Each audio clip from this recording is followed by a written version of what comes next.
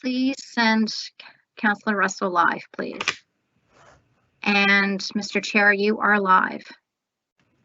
Thank you very much, and good evening and welcome to the Northwest Community Council special meeting. It is February 8th, and I would like to call the meeting to order. We are having this meeting online, and we have a little bit of a busy agenda this evening. So at this point, I'd like to run through the councillors that we have and just make sure that we have an audio-visual check on each of them. Councillor Daigle-Gammon sends her regrets. So Councillor Lovelace, District 13. Good evening, Mr. Chair. Good evening, everyone. Coming to you live from Hammonds Plain, St. Margaret's. Good stuff. Thank you. And Councillor Blackburn, District 14? 14, yeah. Beautiful. Hopefully everyone can hear me. I got kicked out when I first logged in, but I think everything is back up and running now. So good evening and welcome to everybody listening online. Thank you. Audio is a little bit shaky, but it's all right. Okay. Deputy Mayor Outhet, are you with us yet? You are not. Okay, so hopefully you will be able to join us fairly shortly. Thank you. We have the approval of the minutes of January 11th, 2021. Can I have a mover for the minutes of January 11th, please? I'll move those minutes, Councillor Lovelace. And I'll second. Great, thank you. Are there any errors or omissions in those minutes? I'm seeing none. All in favor of the minutes of January 11th, signify by saying aye. Aye. Aye. Any opposed? Great, thank you very much. Approval of the order of business and approval of additions and deletions. I'm going to hand it over to the clerk for this one. Yes, thank you, Mr. Chair. So we do have an item being added via unanimous consent, and it's item 16.1. And let me just refer to my notes to get the case number, and that is case number 23274. It's secondary and backyard suites. It's housekeeping amendments, and that is for first reading this evening. Super. Thank you very much. Can I have someone to make a motion to approve the agenda? I'll move that we. Yep. I'll move that we approve the agenda as amended. And that's Councillor Blackburn. And Councillor Lovelace seconds by default. And all in favor of the amended agenda, signify by saying aye. Aye. And all opposed? Great, thank you. Business arising out of the minutes, there is none. Call for declaration of conflict of interest. And not hearing any. We have motions of reconsideration is none. Motions of rescission is none. Consideration of deferred business, there's none. And notice of tabled matters, there's none. So we are at item 10.1.1, and this is case 22704, amending development agreements for lands on 4th Street in Bedford. Actually, Councillor Outhet should be with us for this, seeing as it's in his writing. He said he was going to be calling in tonight as his Wi-Fi router bit the dust earlier today, so he should be trying to come in on the telephone. Right. Councillor Outhet, are you with us?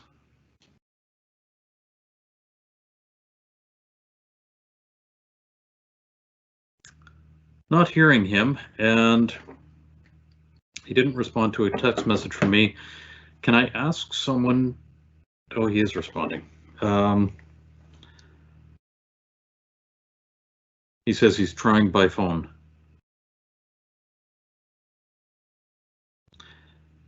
Can someone from the clerk's office please reach out to him?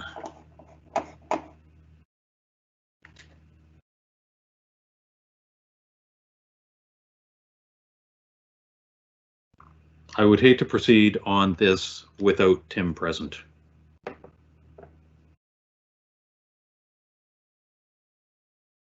And I apologize for the delay in the proceedings.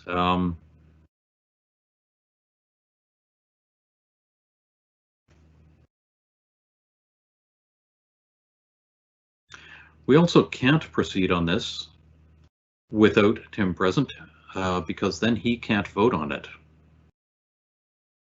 He has to be here for the entire public hearing, and that is one of the legislative requirements. So,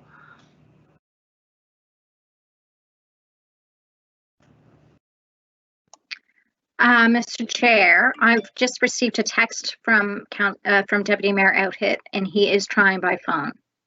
okay. So it should be with us momentarily.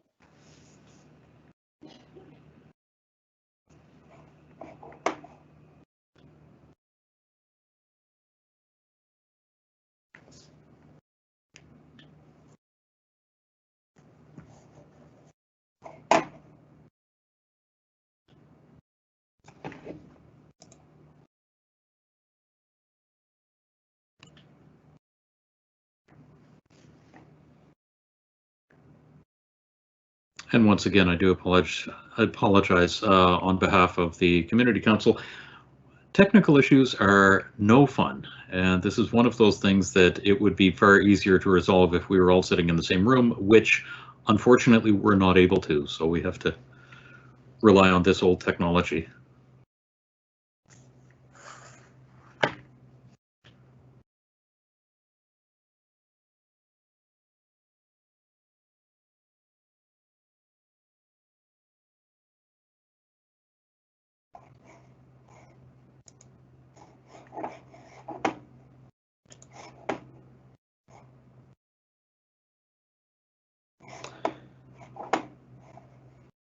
Tim, I've just gotten a message that you might be in the meeting but not able to unmute. If you could hit *6, just as a reminder.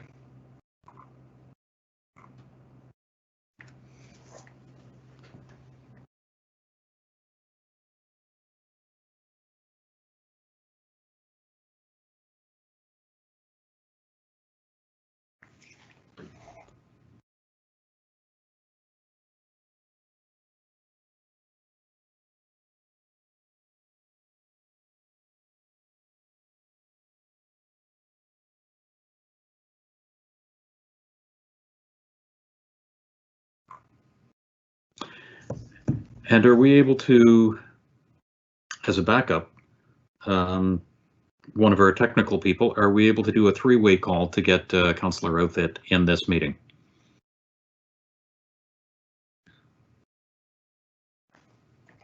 I'm just looking for other options that might be available.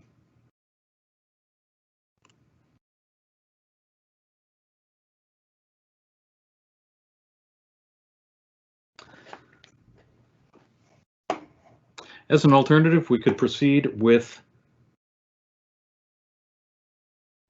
other items on the agenda that are not the public hearings. Councillor Lovelace and Councillor Blackburn, how do you feel about that, about proceeding with the other items on the agenda? We've got that quick community grants bursary, perhaps, Councillor Blackburn. Yeah, or even 1311, the land use bylaw amendment for Site B, Fall River. Oh, right. And we also have the new item 16.1. Does 16? Jill McClellan, is there anything to report on 16.1, or is it simply something that we need to approve so that the rest of the work can proceed with it? Through the chair, or to the chair, Jill McClellan, planner with HRM Regional Planning. It is their housekeeping amendments, minor typos and reference numbers that were missed. Okay. So we could proceed with 13.2.1 and 16.1. Does anybody have that? Okay. Would you like to move 16.1 then, please? Oh, 16.1? Sorry, I don't Or have- would you rather move 13? Yeah, I can do 13.2.1, the amendments to the Sackville Community Bursary Awards. Okay. I move that Northwest Community Council direct staff to prepare a report and recommendation for Community Council to effect amendments to the Sackville Community Award in order to remove Clause 4. An applicant who has received a major scholarship of $1,000 or more is ineligible for a Sackville Community Award, and that this amendment be made retroactive to the 2019-2020 school year term. I so move. Thank you. And I'll second that. Wonderful. Thank you. Excellent. So if you want just a brief explainer, we had some issues with the scholarship this year. The two bodies that picked the award winners overlooked the clause, and so there were several students that missed out this year. This is just trying to make sure that the scholarships are $500, and we thought it was somewhat unfair to have them in this position. So we're just looking for a staff report to have that clause amended, and hopefully able to award the community bursaries to the students who were named earlier this year. Great. Super. Thank you. And I don't have any questions either. I'm absolutely in support of this. It has created a little bit of an issue here, yeah. and so I would just appreciate support for it. I'm here and I support as well, Paul. Ah, wonderful. Hey. Good evening. Good. I tried to use the app that I used for agenda review this afternoon and it wouldn't work, so I had to call in. So my apologies to all, but I'm here and support it. Wonderful. Thank you. So if I could have a vote for this, I don't think we need to go through the roll. All in favor of 13.2.1 signify by saying aye. Aye. Aye. Any opposed? Okay, thank you very much. That passes. Let's jump back to item 10.1.1, case 22704. This is amending development agreement for lands on 4th Street in Bedford. And thank you for joining us today for a virtual public hearing. The order of events for this virtual hearing will be the same as a regular public hearing. We will start with a staff presentation, give the applicant an opportunity to present via telephone, and then we will go to the public hearing speakers list. There are 3 speakers that have registered for this public hearing. I have the final list of speakers with me, and we'll be calling the speakers in that order. As a reminder to all of those watching from home, in order to have signed up as a speaker, the deadline was 4:30 p.m. the business day prior to the hearing, so that would have been Friday afternoon. Speakers, please remain on mute until your name is called. Once called, you can unmute your phone by pressing *6, and you will have 5 minutes to speak. I'll be keeping track of the time. Once you have completed your comment, please remute your phone and then leave the meeting by hanging up your phone. These meetings are webcast, and you can view the rest of the proceedings via the link on halifax.ca.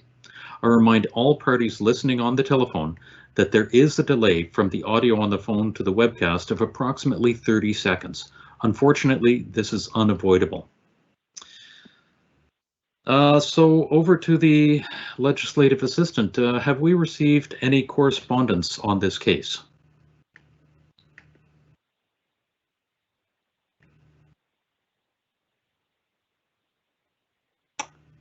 And if you have unmuted, I don't hear you. Sorry, my apologies. Okay. Yes, we have we have received correspondence for case 22704, and it has been circulated to the members. Wonderful. Thank you very much. And as I understand it, we have Jennifer Chapman with us for a presentation. All right, thank you, Chair and members of Northwest Community Council. My name's Jennifer Chapman, and I am the planner here presenting case 22704. Before I get started, I just want to verify that you can hear me all right. We can hear you just fine, thank you. Okay, great. All right, next slide, please, Andrea. So the application is for an amending agreement for an approved development agreement located on 4th Street in Bedford. The applicant is Leyden Lynch Architects, acting on behalf of the property owner. And they're requesting to amend an approved development agreement to increase the unit count from 18 units to 27 units. Then to increase the number of surface parking spaces from 5 to 14, increase the lot size of the site to bring the development agreement into compliance with the per unit lot size requirement that is within the RMU zone. They'd also requested changes to the landscaping plan and site plan to reflect the increased parking area and the new lot size. They've requested extensions to the dates for commencement and completion of the development, as well as minor changes to the building elevations related to window placement to correspond with the location of the new proposed units. The building size, shape, height, layout, and location are the same as it is under the approved DA. Under the original development agreement, the units were quite large, approximately 1,500 to 2,000 square foot per unit. So this unit increase results from making the units smaller, approximately 850 to 1,500 square feet per unit. Next slide, please. So this slide shows the site plan of the approved development agreement. This agreement was approved at Northwest Community Council September 18th, 2018. And there was a public information meeting held April 12th, 2018, of which 15 people attended. It's for a 4-story residential building with 18 units and 5 surface parking spaces. Next slide, please. This slide shows the difference in the front elevations of the proposed building. So the elevation on the top is under the existing development agreement, and this is what the building would look like from 4th Street. And the one below is for the amending agreement. So you can see they're very similar in terms of massing, material use, and size. Just some minor changes to the window placement. Next slide, please. So this slide shows where the property is located in Bedford. It's located on 4th Street, which is just off the Bedford Highway and near the Bedford Lions Park. It is a largely residential context in around 4th Street with more commercial development occurring along Bedford Highway. And the area is comprised of a mix of smaller scale residential units to smaller multi-unit buildings, as well as there is a church immediately adjacent to the property. Next slide, please. So here we see the subject site as it is right now on 4th Street. You can see that the land is currently vacant. Next slide, please. The property is zoned for CMC Main Street Commercial Zone and is within the Main Street Commercial designation. Again, as I've mentioned, the property is currently vacant, and the enabling policy that allows for the consideration of a multi-unit residential building is policy C21A under the Bedford Municipal Planning Strategy. Next slide. So here we have the details of the Main Street Commercial Zone, which is the zone that's applied on the property. And you can see there's a longer list of uses that are permitted on the site, largely a mix of commercial uses with some small scale grocery stores permitted, low density dwelling units, as well as daycares and office type uses. Next slide, please. This map here shows the extent of the Main Street Commercial designation, which is applied along the Bedford Highway and along a few properties that are just to the west of Bedford Highway. So this was really, the intent of this was to encourage the development of a small town feel by creating a Main Street commercial core along the Bedford Highway. And the hope was that this would encourage more pedestrian activity along the Bedford Highway. Properties that don't front on Bedford Highway were felt to not be appropriate for commercial use, but more appropriate for small scale multis, which was why the policy was created, to enable that development. Next slide, please. So this policy, which allows for the consideration of multi-unit residential, speaks to a variety of points that council must consider when they're considering this development agreement. First, the property must be zoned CMC or Community Main Street Commercial Zone, which this property is. And the property cannot front on Bedford Highway, which this property does not. The proposal then must meet the requirements of the RMU, or the Residential Multiple Dwelling Unit Zone, and this property does. This proposal does meet that. As well, council is directed to consider the compatibility of the proposal with the surrounding context and to consider any impacts on adjacent properties, as well as the traffic impacts and the pedestrian facilities. It also directs council to consider maintaining existing vegetation where possible. Next slide, please. So this again shows the proposed north elevation facing 4th Street. And again, you can see that it is largely the same as what was approved prior. Next slide, please. So here we have the proposed site plan and landscaping plan.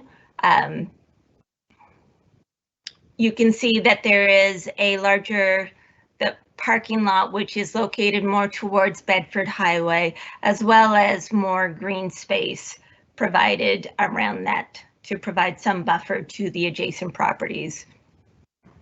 There is a retaining wall that would be separating the parking area with steps up to the building. There is going to be parking located within the building in compliance with the requirements of the RMU zone. Next slide, please.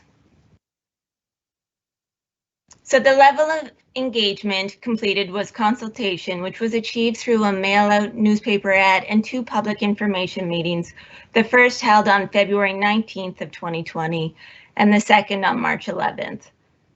Staff heard a lot of feedback from the community generally about the following. There was a lot of concern about the as-of-right development potential of the property that was immediately on Bedford Highway, but that is not subject to this development agreement. There was concerns raised over the traffic impact on High Street, as well as around the preservation of existing trees on the site, and concerns over the original approval process. Next slide, please. On May 27th, 2020, this application went to Northwest PAC, and they recommended that the application be refused due to the traffic impacts, loss of vegetation, impact on adjacent areas, and overall compatibility with the existing neighborhood. Next slide, please. So based on all of this feedback, the applicant then revised their proposal. They had originally requested 25 surface parking spots, and they reduced that number down to 14. By doing this, they decreased the size of the parking lot and increased the amount of open space that is being provided on the site. They also reoriented the parking location a little bit to increase the amount of open space in an attempt to protect existing vegetation. Many of the trees that the public was concerned about losing aren't located on this property, but are located on the church property next door. But increasing the amount of green space or lawn that the trees would then be reaching under should help reduce any risk that any construction-related disturbances will affect those trees. So these amendments were done in response to all of the comments that came up over the result of this engagement. Next slide, please. So again, just to summarize the proposed changes to this development agreement, the first is to increase the unit count from 18 to 27, to increase the number of surface parking spots from 5 to 14, increase the lot size of the site subject to the development agreement, to change the landscaping plan and site plan to reflect the increased parking area and new lot size, to extend the dates for commencement and completion of the development, as well as minor changes to the building elevations related to the window placements. And again, the building size, shape, height, layout, and location is the same as it is under the approved development agreement. Next slide, please. So a non-substantive amendment is a change to the agreement which could be made without a formal public hearing. Instead, Community Council could authorize this change by resolution. So under the existing development agreement, these following items have been deemed to be non-substantive. Changes to the landscape plan, granting of an extension to the date of commencement of construction, and the length of time for the completion of the development. So at this time, the applicant is not requesting any changes to this list of non-substantive amendments. Next slide, please. So at this point, staff recommend that Northwest Community Council approve the proposed amending development agreement as set out in attachment A of the staff report dated October 19th, 2020. Next slide, and thank you.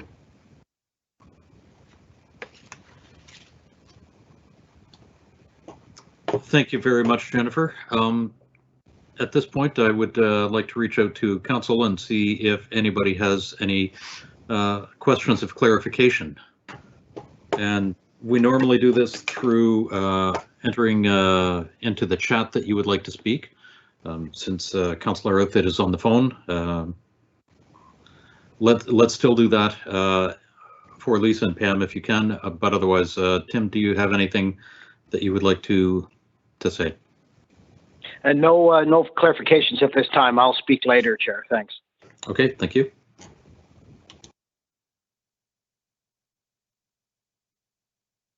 And Pam or Lisa, I don't see any comments. Just want to say apologies. I was kicked out a couple of times, got back in. Oh my gosh. So, Okay. sorry about that, but I'm here. Yep. No questions. Super. Okay, thank you. Councillor Blackburn. Thank you very much, Mr. Chair. I just a quick question of clarification. We had 2 public information meetings on this one. Through you, Mr. Chair, to the councillor, that's correct. Now, normally that would be done if there was a long time in between the start of this, this process and the end. But I noticed that these 2 PIMs were done like within a month of each other. Do we know the reasoning behind that? Yes, that was actually due to an error on the website. So on our website, we had the day of the week incorrect. We had the correct date. So I can't remember exactly, but it was something like Monday, February, whatever, when it was supposed to be on Wednesday. So if that prevented anyone from showing up, we thought it was best to just have a second meeting to make sure everyone had the opportunity to come. No, that's perfect. Thank you very much. Thank you. So if you don't have anything further, Councillor Blackburn? No? Okay. My question, I've only got one, and it relates to the amount of parking. And I had a look through at the regulations, and it talks about there being 41 parking spaces needed. There were 23 indoor and some degree outdoor. And I'm just wondering if you could speak to how many parking spots are indoors in addition to how many are outdoors. And I apologize if I missed that. Thank you for your question, Chair. So that's correct. There is 14 spaces proposed outdoors, and then the development agreement actually doesn't say a specific number. It says in coordination or in accordance with the requirements of the land use bylaw. In this case, there needs to be 41 total spaces provided, so the applicant is required to provide the remainder of the parking within the structure. Okay, so that would be having 27 spots within the structure. Correct. Okay, I thought I saw some documentation earlier that said that there were 23 indoor and 5 outdoor, which was changed to 18 outdoors. So this was through other iterations of the plan. But it's okay, so long as the 27 are indoor. I thank you very much for that. Okay. At this point, I would like to open the public hearing, and I would like to invite the applicant to address the community council. And you are allowed 10 minutes. And as I understand it, Eugene,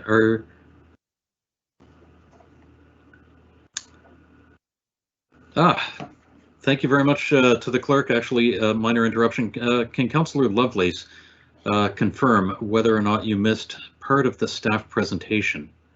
If that is the case, you may not have all of the required information.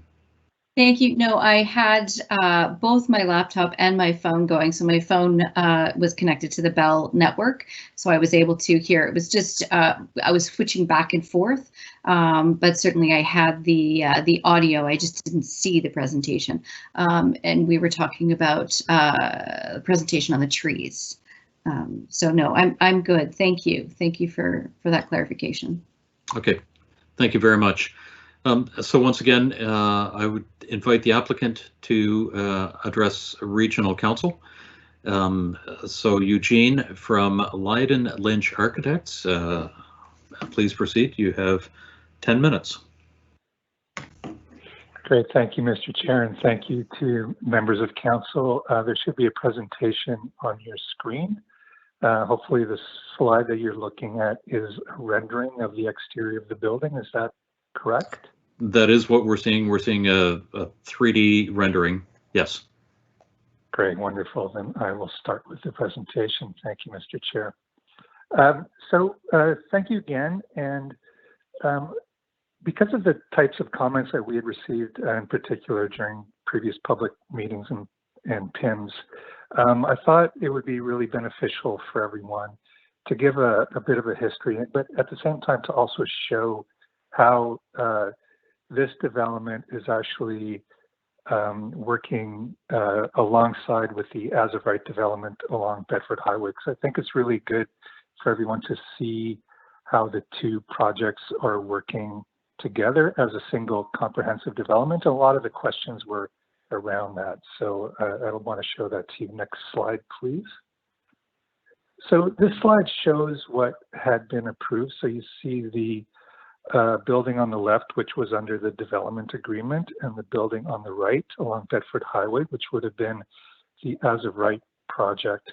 And in total, this would have had 28 units between the two buildings, plus about 7,000 square feet of ground floor commercial along Bedford Highway. As well, it had the as-of-right building, similar to the development agreement building, had a fairly significant indoor parking structure.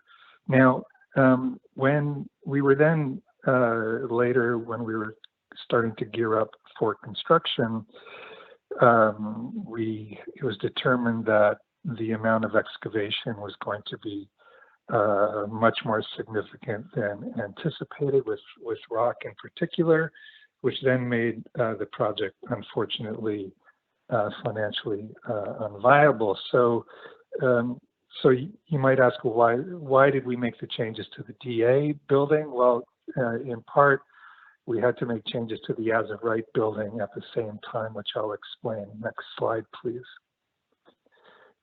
So here you can see how so basically what we did with the as-of-right building is we needed to eliminate the indoor parking that was associated with it in a way that we could eliminate as much of the rock excavation as possible. So you can see here we have a much more modest two-story building at the corner of Bedford and 4th with surface parking next to it. So there's much less commercial and only 3 residential units on the second floor. So that resulted in a loss of commercial plus a loss of 7 units. So the intent with the development agreement building was to try to offset some of that loss of units by seeing if we could increase the number of units in that building. And in doing that and reorganizing the surface parking, one of the benefits actually was that we were able to significantly increase the amount of landscaped area or green space, in particular in the area between this development and the neighboring church. So how we were able to put more units in the building, if you go to the next slide, please. As Jennifer had mentioned, we had 6 units per floor, which were quite large, over 1,800 square feet on average. Next slide, please. What we were able to do within this exact same building shape and size, by introducing 1-bedroom units and reducing the size of the units, so now we have an average of just over 1,100 square feet per unit, we were able to create 3 additional units within each floor. So over 4 floors, we have an increase of 12 units, which then helped to create that offset. So next slide, please. When we do a quick comparison of what was approved that you saw in one of the previous slides and what we are now hoping to do, there's a lot of interesting comparisons. One is the gross floor area drops significantly from 85,000 to 58,000 square feet. We have a reduction in commercial area from 7,000 to just over 3,600 square feet. The amount of floor area attributable to residential use has dropped by about 12,000 square feet. The number of residential units, and again, this is looking at it comprehensively as a full development, the number of residential units stays very close to the same. It goes from 28 to 30 units. But what's interesting is that the population density actually goes down with the introduction of 1-bedroom units. So the number of people that we expect to be living in these apartments will go down from 84 to 73 people. Parking will actually go down from 72 to 66 spaces in total. And as I mentioned, the total landscape area is going to go up significantly from just over 17,000 square feet to over 27,000. Next slide, please. So when we look at the buildings, the gross floor area is going to go down, commercial space is going to go down, residential units goes up by 2, residential floor areas go down, and the number of people is going to be reduced. Similarly, parking will be reduced, and how many spaces, parking spaces accessed from Bedford Highway will go down by 7, and the number of parking spaces accessed from 4th Street will go up by 1. And again, with a large increase in landscape area. Next slide, please.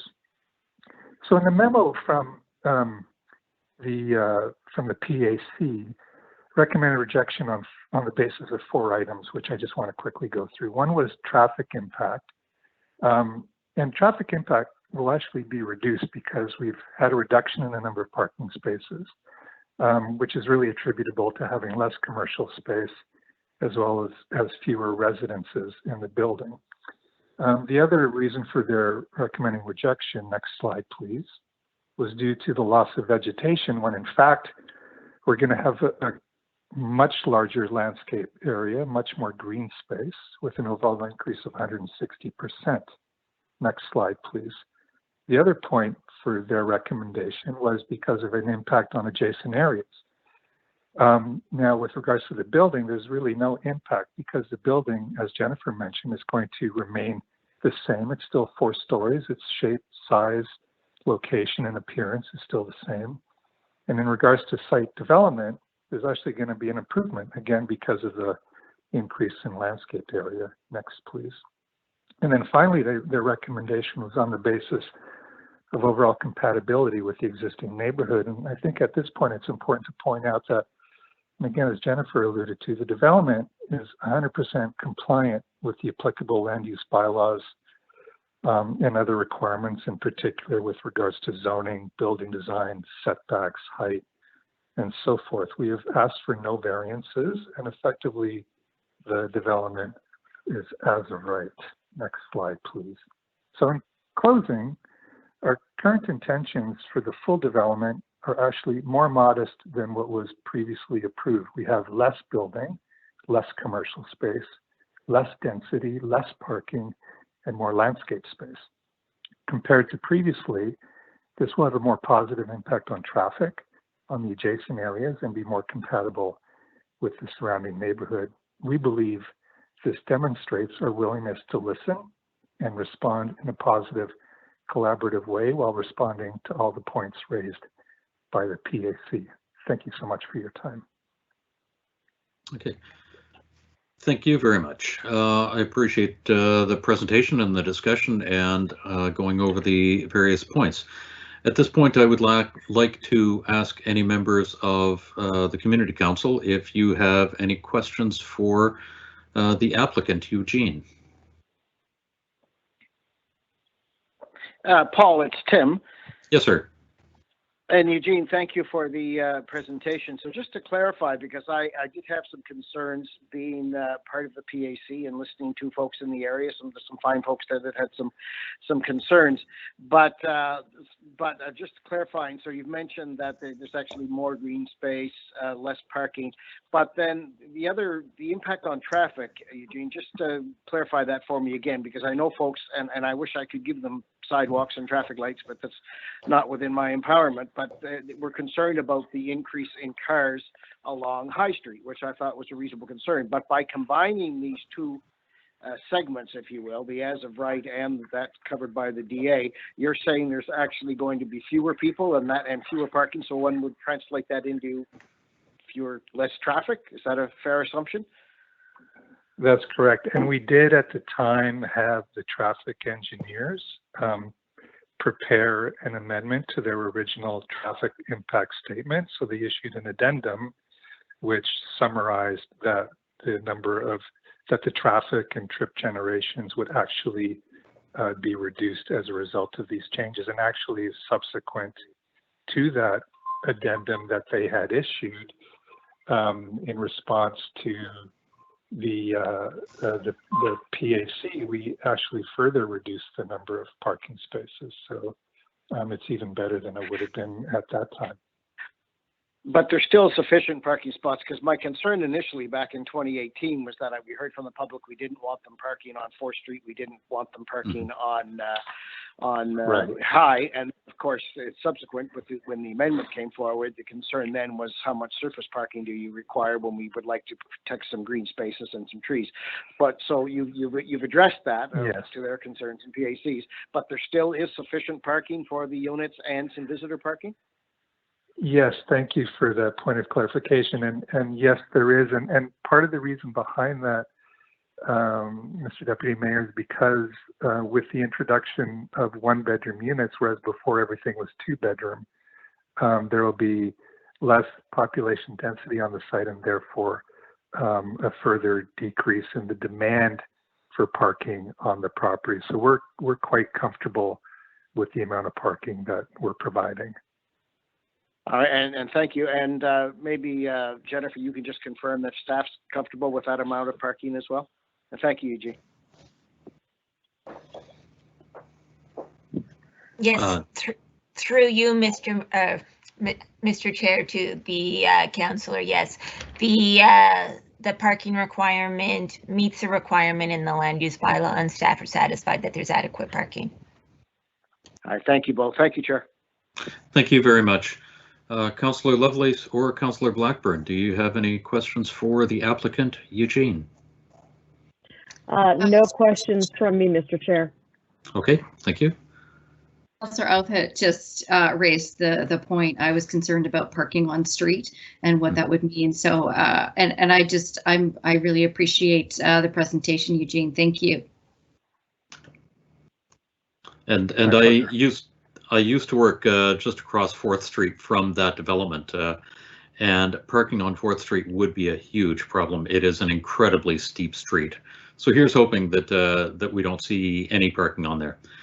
And at this point, we have received questions of clarification from members of council. So I would like to review the rules for the public hearings. Members of the public who have registered with the clerk's office will be given 5 minutes to address the topic. When called to speak, you are asked to begin by stating your name and the name of the community in which you reside for the record. Please keep your comments respectful, on topic, and directed to me. And so at this point, I would like to invite Brad Walker to speak. Please make sure your webcast or TV broadcast is muted and that you're listening using your phone. Press *6 on your phone. You'll hear an announcement that you're no longer muted. Then you may begin speaking. You have up to 5 minutes to speak, and I will be keeping track of time. And once you've finished your comments and answering any questions of clarification, please hang up your phone and watch the rest of the meeting using the webcast. So Brad Walker, are you with us? Yes, I am. Thank you. Please proceed. Yes, I just have some concerns over this development. First of all, when I heard the agent talking, he said 3 units per 4 floors for 12 units. Is he talking about 4 floors with residents on it, or 3 floors with residents and 1 underground parking spot? And is there access for parking onto the Bifford Highway, or is it all onto 4th Street? Because I thought it was all on 4th Street. As I understand it, this is a place for you to make a presentation to council, and we will be able to ask you questions of clarification. As I understand it, the opportunity for you to ask questions of council and of the applicant is not open. That being said, okay, if the applicant is comfortable responding to those questions, then I will certainly grant that. Mr. Yes, Chair, Mr. Chair, I'm comfortable with answering. Yeah, Mr. Chair, I'd like to suggest that he does answer those questions, but perhaps I think what we usually do is at the end of the public hearing, he goes back and responds to all the questions as to staff, rather than a back and forth interaction. That's fair. Thank you very much, Councillor Ifit. okay, I'll proceed. Okay. I have don't concerns. want you to lose all your time, Brad. Right. No, I appreciate that. I do have some concerns of this development agreement going to 27. It was approved for 14. The in his proposal, there's only room for 23 in building parking with 14 above. So that's a total of 37 parking spots. And according to staff, they need 41, so you're 4 short there. Mm-hmm. The other thing is I have real problems with extending the deadlines from 120 days to 244 days. I don't think that's, I mean, in your bylaws, you state that it's got to be within 120 days. So how can you willy-nilly, so to speak, increase it to, double the time frame? I just don't see that. And the other thing I would just like to point out is that increasing it to 27, that's in that one small area, that is more than the number of residential units from Lindsay down to 4th. So you're really changing the community and the density of the community and the feel of the community. It's a walking community. And we're really concerned over the access, the highway.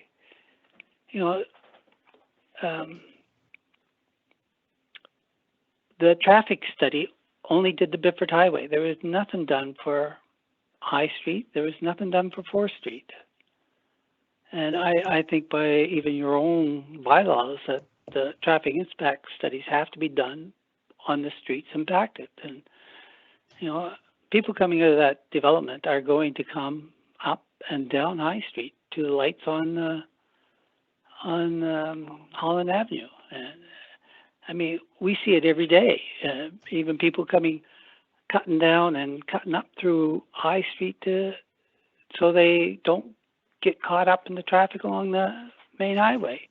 Mhm. So I mean, we're just looking at an increase in traffic on here, and given the amount that this highway, our High Street, is already used for pedestrians, we're just asking for trouble up here. So I think that's that was basically it. I would be opposed to increasing the timelines on this, and yeah. Okay. Well, So that's it for me, I guess. Thank you. okay. Thank you very much, Mr. Walker. I appreciate your input as I remember it, and according to my notes, there have been a couple of questions. Eugene, would you be able to respond to the questions about the parking spots? And if Jennifer or one of the staff could respond to the questions about extending the number of days. Excuse me, Mr. Chair. Yes, The ma'am. applicant has 5 minutes to respond to the Okay. comments of the registered speakers after all the registered speakers speak. So we could probably wait to hear from him until then. Okay, it wasn't That's clear what in I the had in mind. instructions. It wasn't clear in the instructions that I'm following if we Okay, would hear from all sorry. of the speakers, so my apologies. All right. Okay. Our next speaker is Paula McInnes. And again, Paula, please make sure that your webcast or TV broadcast is muted and that you're listening using your phone. Please press *6 on your phone. You'll hear an announcement that you're no longer muted. Then you may begin speaking. And once again, you'll have 5 minutes to speak.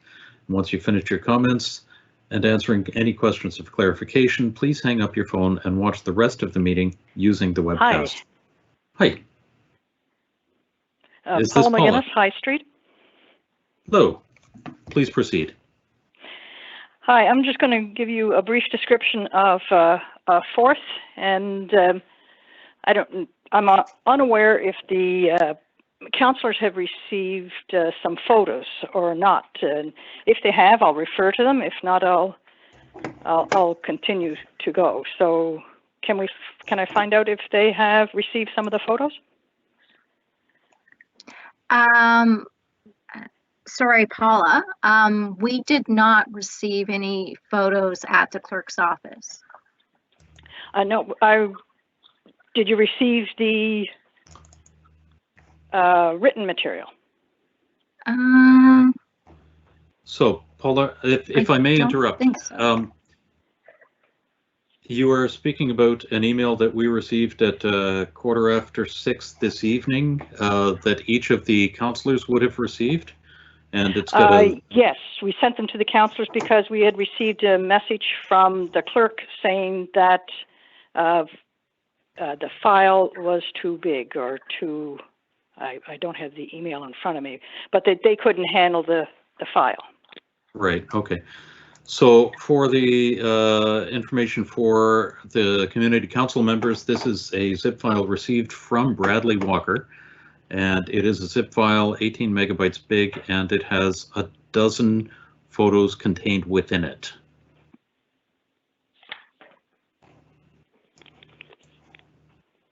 Mr. Chair, I have received that email, the zip file, have seen some of the pictures, and of course, I'm very familiar with the area. But yes, I have seen those photos, Pauline and Chair.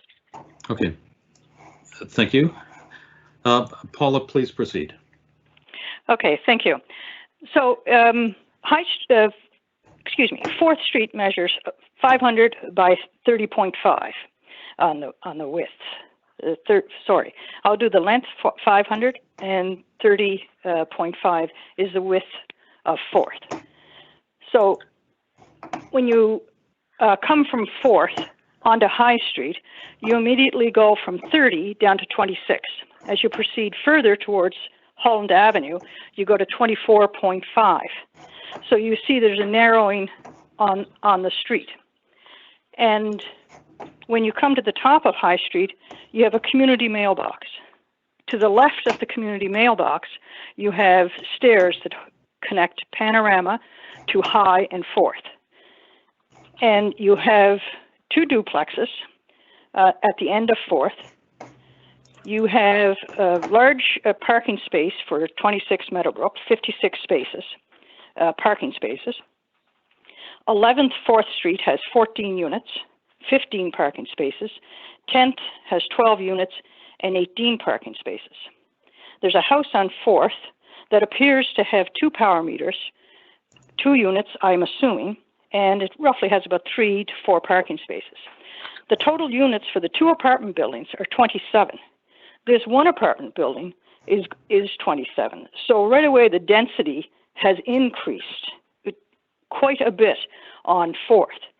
So you presently have 86 parking spaces on 4th. That is not including the new apartment. It is not including the commercial. And I know the commercial exits onto Bedford Highway. I know the apartment building exits onto 4th Street. So there are approximately 10 entrances onto 4th. So under Z3, number 2, the bulk and scale of this particular building in regards to the people is way out of whack from what's there presently. Z3, number 6, 1 and 2, the density of this particular building is not in scale with the buildings on 4th presently. The present number of units in this apartment is 18, which is larger than either of the units presently on 4th, 12 and 14 respectively. To ask for 27 makes this an unreasonable request. It does not fit into the area, and it is imposing itself on the area, and it is changing the traffic levels on that. So some of the traffic points. Z3, number 5, 8. There asks for a written analysis on streets that a development will affect. There was not a written analysis, to my knowledge, for 4th Street or High Street. And from that development, you should be able to see 4th and you should be able to see High. So both of those are impacted. And C21A, G, the traffic impact on that states that Council should have regard to the following, that the impact of traffic circulation on residential streets, in particular sighting distances and entrances and exits to the site, be considered and adequately addressed. We don't have any traffic reports on those, so I'm wondering if that has adequately been addressed.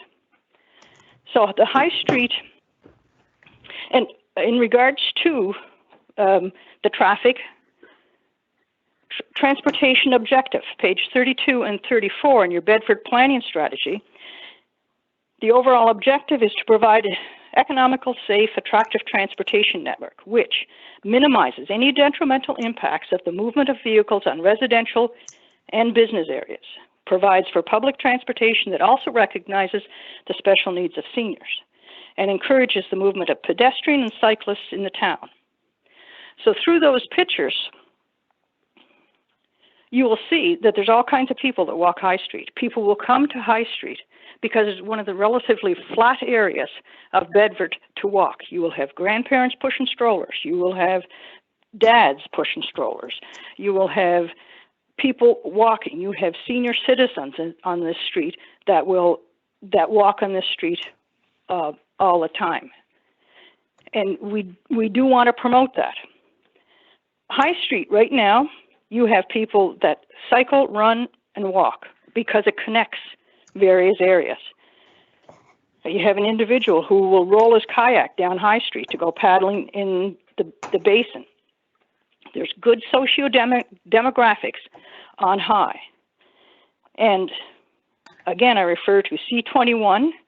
Ms. McGinnis, if I can interrupt, you have about 15 or 20 seconds left. Would you mind coming to a close, please? Due process. We are being affected here in High Street, much more so than Panorama is not even connected to 4th, neither is Shore. We did not have, I think, an ability to fully participate in this because we did not have notification of this. We are going to be greatly affected. You have created a problem on high. We are going to need some solutions. Okay, I'm going to ask you to pause there. We have reached the time limit for the presentation. I would like to thank you very much for what you have brought forward to us. At this point, I am going to ask Nancy Bianco. Are you with us, Nancy? You are, okay. I think I heard you. Hi. Hi, Nancy. Can you please make sure that your webcast or TV broadcast is muted and that you're listening using your phone? Please press start. Well, you're already not muted. You have 5 minutes to speak and we will keep track of that. And once you have finished your comments and answering any questions of clarification, please hang up your phone and watch the rest of the meeting using the webcast. Thank you. You may proceed. Okay, thank you very much. Can everybody hear me okay? Yes, we can. Okay. I am also a resident of the Basin View area High Street. I am a mother of 2 children that lives on the street. I am one of many families that live along High Street. And I'm going to tell you, I've lived in this area for over 15 years. We moved here from British Columbia. One of the reasons that we moved to this area was because of it had amazing school where my children could safely walk to the school, and we could go anywhere within the area on foot whenever necessary. And it's a beautiful, quiet residential area. Now, I am under the idea that I've heard this person say, the speakers say that by reducing the amount of parking spot, it's going to be reducing the parking in this area. And I'm going to kind of piggyback to what Paula had said earlier. I don't really understand how that's possible. You're going to increase the apartments to 27, and that is going to increase the amount of traffic on 4th Street. And as I'm going to also emphasize what has been stated earlier, that this becomes a shortcut because the parking into the apartment buildings is going off of 4th Street from the previous meeting that I was at. That means that people are going to be cutting from Hammonds Plain Road on Doyle to get to 4th Street to avoid left-hand turns off of. I know this because it's already happening with the small amount of traffic. And with 27 apartment buildings, 41 parking spaces, I guarantee that that is going to double the amount of traffic, if not triple the amount of traffic that High Street is going to see. As Paula also mentioned earlier, it is a narrow street. We do not have sidewalks. I would guess that every 3rd house on this street has young children. We have retired citizens in their 90s taking walks along the street. And children are walking to Basin View every morning, Monday through Friday. And the traffic is going to increase during the time that these young children are walking to school. Many people live in this area so that their children can walk. In fact, Basin View promotes what we call a walking bus. The police themselves have also promoted the idea of children walking to school. Unfortunately, with 27 apartment buildings and most of those people leaving for work in the morning at the same time that our children are walking to the school, it's putting our children's lives in danger. I'm sorry, Nancy, can I interrupt for a second? I'm going to pause the timer. Can the clerk please confirm if Councillor Lovelace is in the meeting?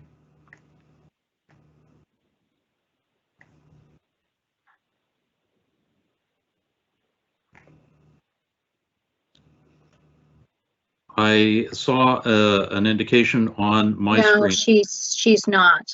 She's not. Okay. I will try to contact with her and see what's going on. Thank you. Ms. Bianco, the significance of this is we need Councillor Lovelace to be in the meeting for the entire presentation in order to be able to vote. So your time is fine. You've got about 2.5 minutes left. I just want to make sure that Councillor Lovelace is in the meeting for the entire discussion.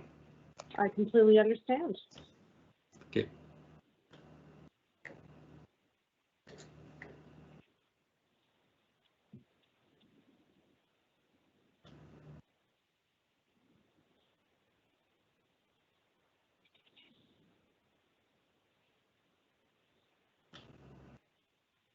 To be able to vote. So your time is fine. I'm here. Thank you very much. I'm also on my phone because I keep getting cut out from my laptop. So I apologize, but I am able to listen through on my phone. I do have audio. Wonderful. Okay, thank you very much, Councillor Lovelace.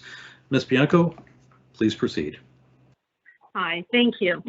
Okay, so as I was stating before, obviously I'm speaking as a mother of 2 children, and I keep hearing over and over again that the decrease in parking spots is not going to increase the apartment.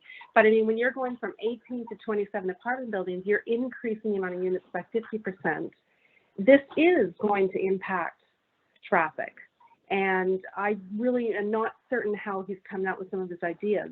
And for children to be walking to school as people are heading to work at the same time, this becomes extremely dangerous for children because we don't have the sidewalks and people are heading out. So I guess my biggest concern is going to be that, not to mention the idea that I moved to this area to live in a residential area.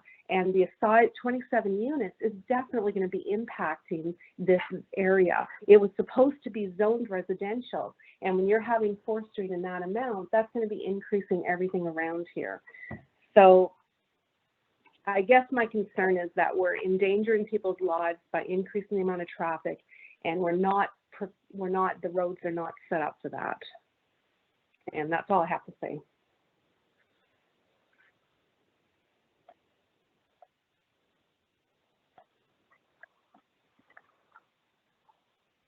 I'm done.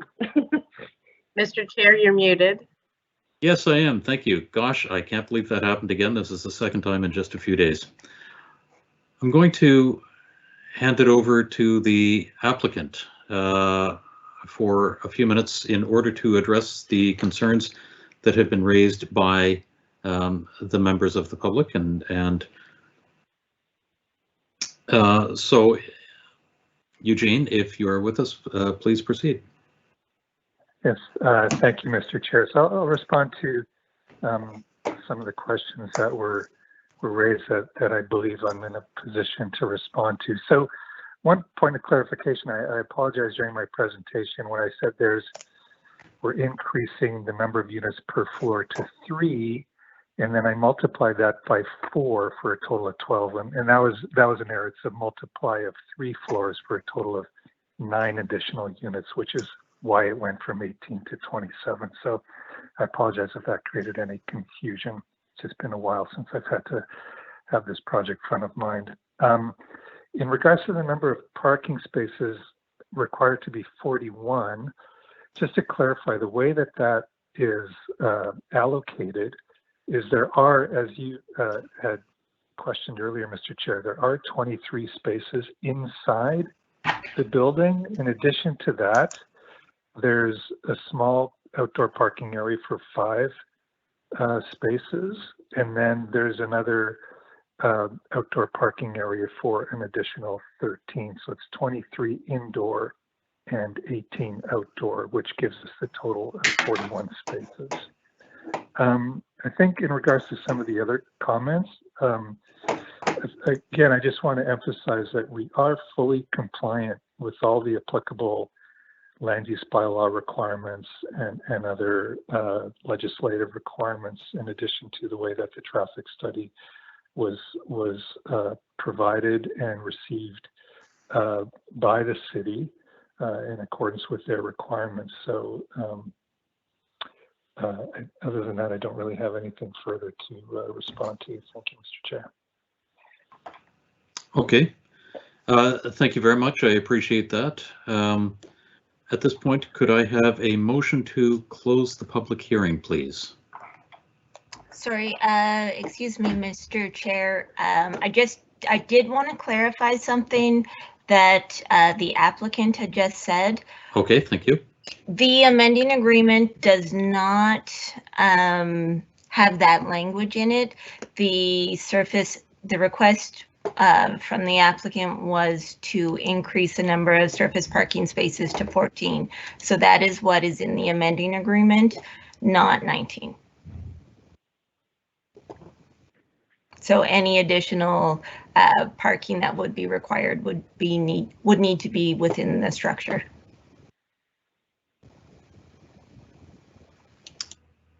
And that was my read on it as well. Thank you very much, Jennifer, for clarifying that. So that is the amendment that has come before us, that the external number of spaces would be 14. So that means that internally to the building there would need to be 27. Okay, so Mr. Chair, it's Tim. So do we have a total of 41 spaces accommodated for them between inside and out, or do we have a deficit? Based on, we have confusion, or we have uncertainty. The applicant has indicated that there are 23 inside. The amending agreement has indicated that there are 14 outside. The development agreement, as I understand it, Ms. Chapman, does not specify how many are inside, only that there have to be at least 41.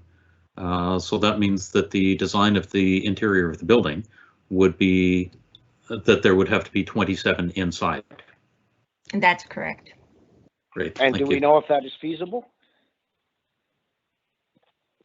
For that, I would defer to the architect on that. Yes, Okay. thank you. If Eugene could comment.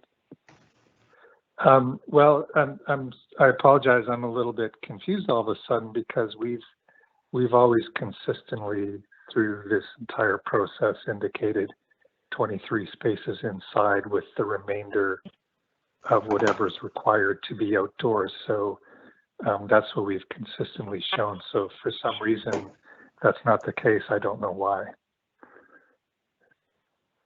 That is not what we're showing in the amending agreement.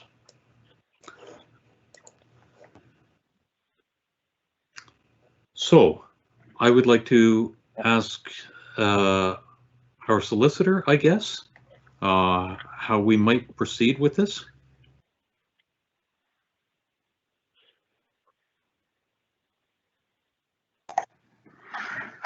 I'm not really clear on what the request is at this point in time. Is the applicant making a request for further clarification, or and I haven't had an opportunity to review the original development agreement, so I would defer to Ms. Chapman as to the contents of that development agreement. I don't know if it's necessary for Ms. Chapman and Eugene to have a quick conversation to see what that issue is, and then perhaps get back to us.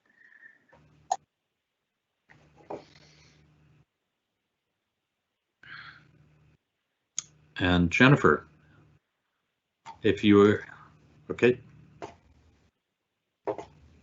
Please proceed. Would you like to have a conversation with the applicant? Yes, I think we might need to take a couple of minutes to address this and see how we can move forward. With that, would we be able to suspend this and proceed with the other variance appeal hearing? Would you or the applicant be required for that? And so could we entertain a deferral for a few minutes so that we could hear about 20 Majesty Court in Hammonds Plains and then come back to this, or would you like more time than that? Well, Mr. Chair, I'm wondering if we could just recess for a few minutes, because I don't know if we want to start another process and then come back and forth, but it's up to you. But maybe just a 5-minute recess would help this. That's fair, but it is 8:15, and I was just trying to be cognizant of time. No, understood. Thanks. So I have a question for Roxanne. Roxanne, would it be possible for us to close the public hearing and then return to this after Jennifer and the applicant are able to clarify the situation and go to the variance hearing? My preference would be to not close the public hearing Okay. because this allows us to hear back from the applicant. Okay, you're correct, Mr. Chair. My apologies. I agree. Should we break or move to, should we do Councillor Blackburn's second motion while we wait? I am comfortable proceeding with 10.2.1 case 22841. What is the wish of the rest of council? I'd prefer the 5-minute recess so we don't muddy the two issues.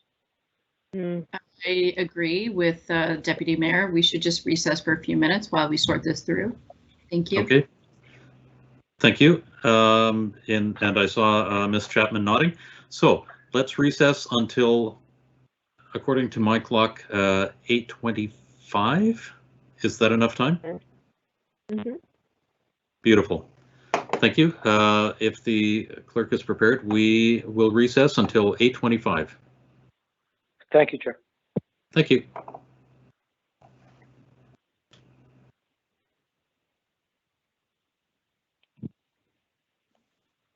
Hello?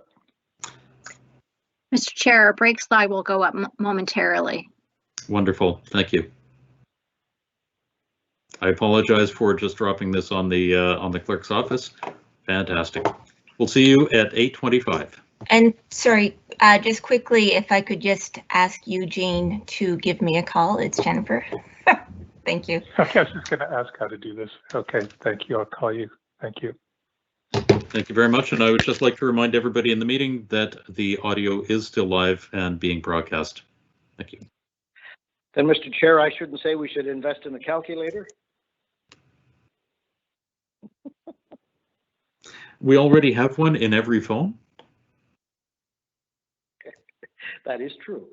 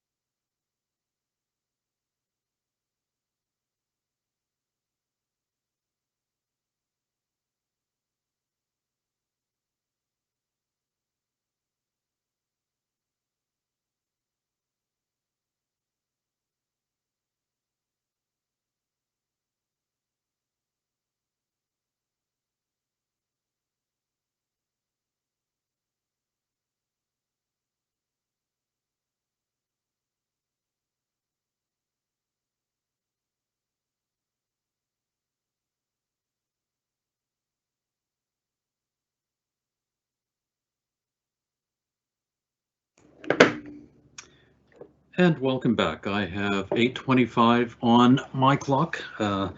So I'm wondering if Councillor Outfit, are you back with us?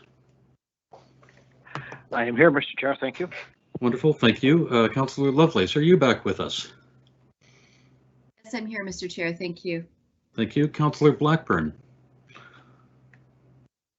I see you, and that's awesome. And do we have Jennifer with us and Eugene?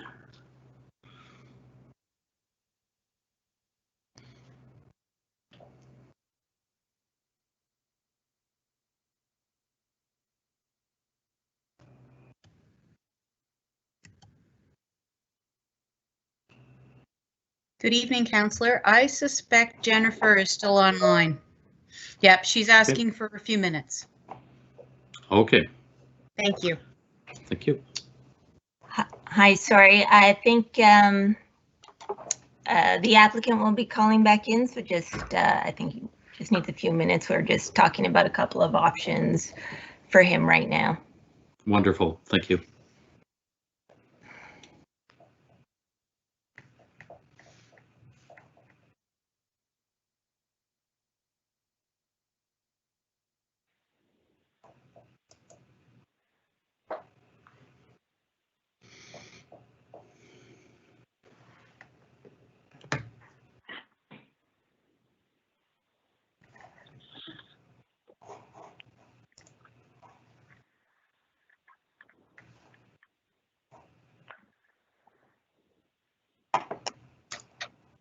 Eugene, are you with us?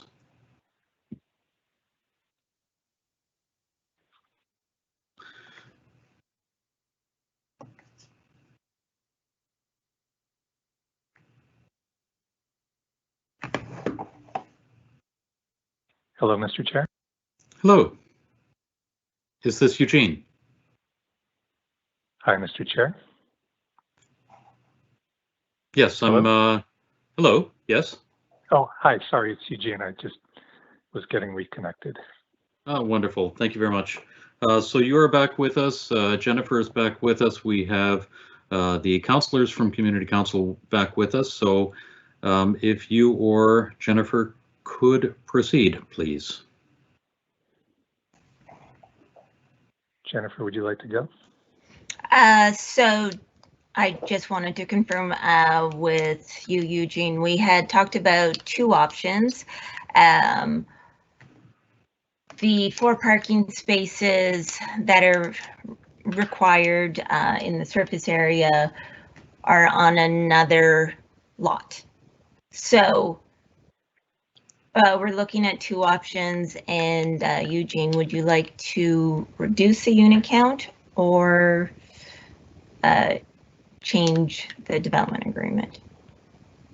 Yes, so we will, I guess in response to that, we will try to create additional spaces within the parking garage to the extent that it's possible. And to the extent that we can't, we would reduce the number of units within the building in order to maintain kind of the correct math. Okay. So I have a question for the solicitor. Hearing that second option of reducing the number of spaces in the building, I'm wondering if that would be able to proceed with this amendment, or would that be a further amendment and therefore would we have to do this process all over again?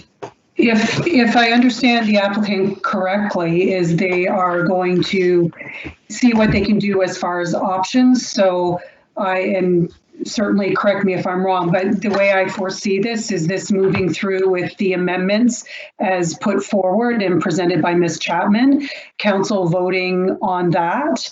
And if subsequently this doesn't work for the developer changing the configuration to fit the parking spots in there, then the developer would have to come back to this community council for a new public hearing on subsequent amendments if the 14 outdoor and balance indoor is not feasible. Mm-hmm. Okay, so if creating the space if creating the space does not work, then it has to come through this process again with, go ahead, Ms. Chapman. Yes, so I did want to clarify that the amending agreement allows for a maximum of 27 units. So and then the parking requirement simply speaks to meeting the requirements of the land use bylaw with a maximum number of surface lots is 14. So there is some flexibility built into that. So the applicant can kind of play around with either getting rid of a unit or increasing the number of parking spaces within the parking structure to meet that requirement. Okay, thank you very much for that. So it is because it's a maximum of 27 and not exactly 27. And with that clarification, things can proceed as I stated earlier. Great. Okay. Thank you very much. Mr. Chair, it's Tim, just for clarification. So because of that maximum, we don't need any documentation, any verbiage, just to say that these are the two options? Is that what I'm hearing from Roxanne? I mean, we're saying you can do this or this. Do we not need to document that somewhere? No, because Ms. Chapman says that those are workable options within the wording of the development agreement. Okay. All right, just checking. Thank you, Roxanne. All right. Okay. Thank you very much. And are there any further questions of the applicant?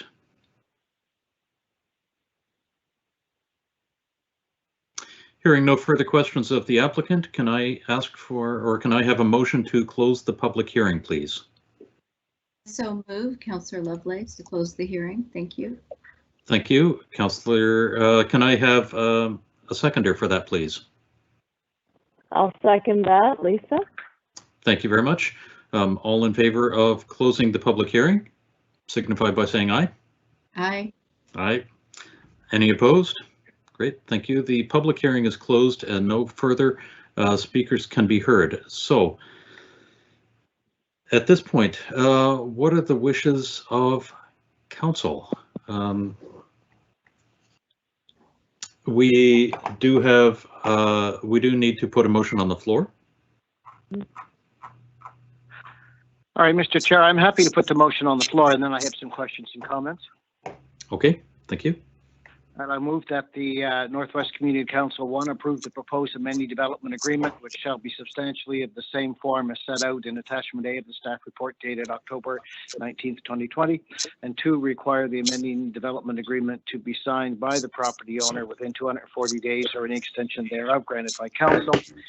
Request of the property owner from the date of final approval by council and any other bodies as necessary, including applicable appeal periods, whichever is later. Otherwise, this approval will be void and obligations arising hereunder at an end. So moved. Thank you. Do we have a seconder?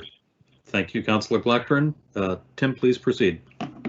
Thank you. So the first thing, I don't think we got the answer to either Brad or Paula's question regarding the 240 versus 120 days. So if we could get that answered in a minute when I'm, we'll start up by getting that answered.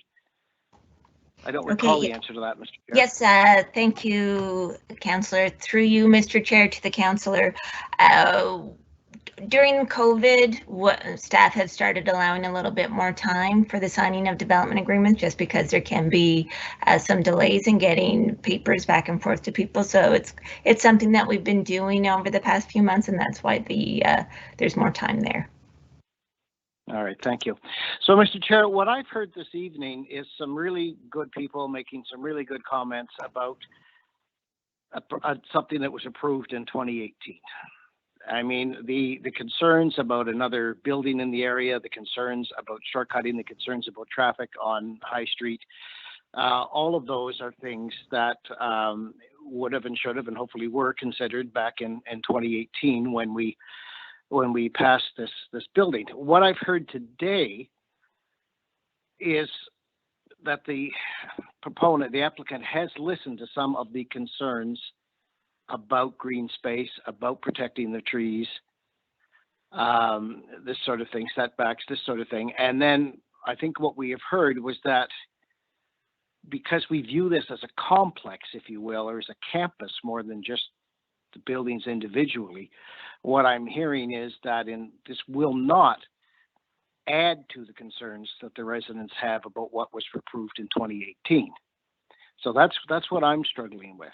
You know, to say no to this evening, if we were to say no to this evening, might actually, in some ways, when you view this as an overall campus or complex, actually make worse what was approved in 2018 and what can be done as of right along the Bedford Highway. So I'm struggling with that one, and I'll see what my colleagues have to say. The other thing is I want to assure those folks listening that if I could put traffic lights in, if this council or this councillor had the empowerment to put traffic lights in on 4th and the Bedford Highway, I would, but we don't. Those have to be approved by the Independent Traffic Authority, and they are independent of council under provincial legislation. Second is I will do my very best when High Street is eventually repaved, and it's probably a couple of years away from needing to be repaved, to do one or two things. One is, like I have done on Gulf Links and down around some of the schools and whatnot in Old Bedford, to see if we can get some speed bumps on High Street, because that slows traffic and it also discourages shortcutting in traffic because people don't like speed bumps. So they either don't use it and they find another route, or if they do use it, they have to drive slower. And of course, anytime we repave a street and repair a street, we look at the ability to add a sidewalk. I can't promise that. We've got a long list of streets and areas wanting sidewalks, but more people, more traffic, more cyclists, more walkers as whatnot, as Brad and others described, does help us qualify a street for move it up, if you will, on the qualification list for sidewalks.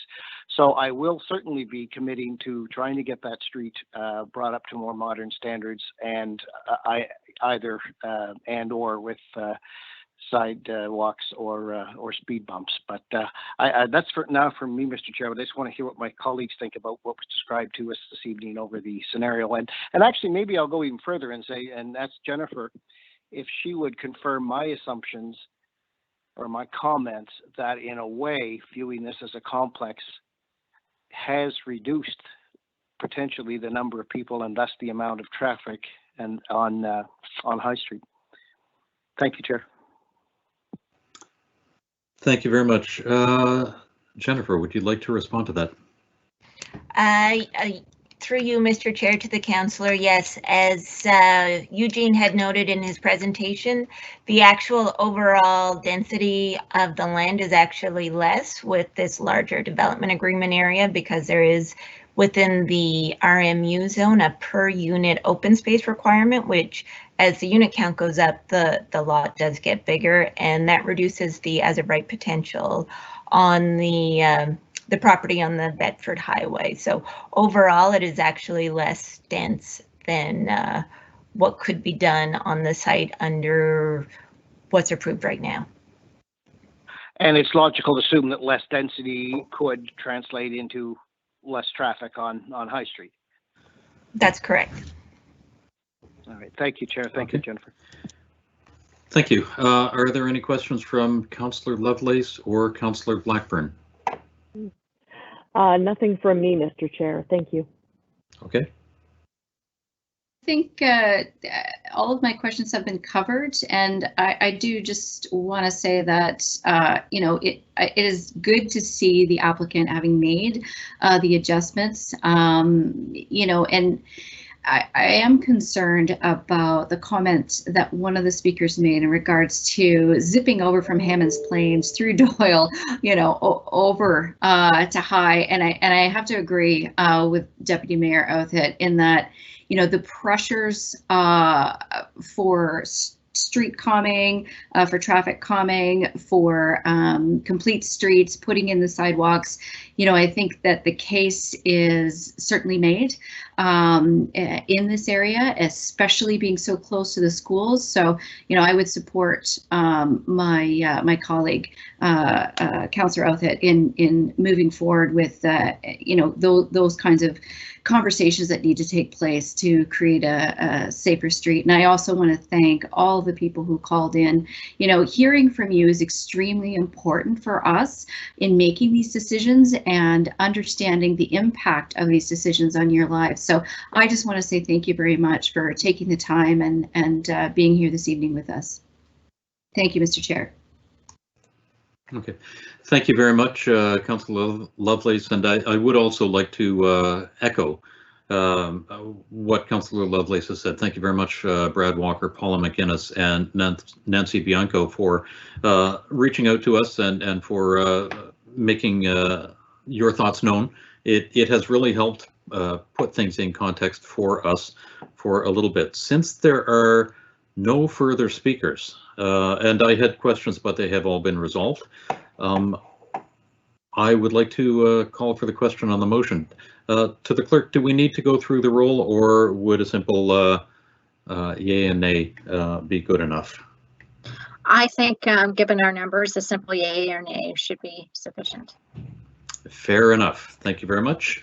So all those in favor of the motion signify by saying aye. Aye. Aye. Aye. All opposed?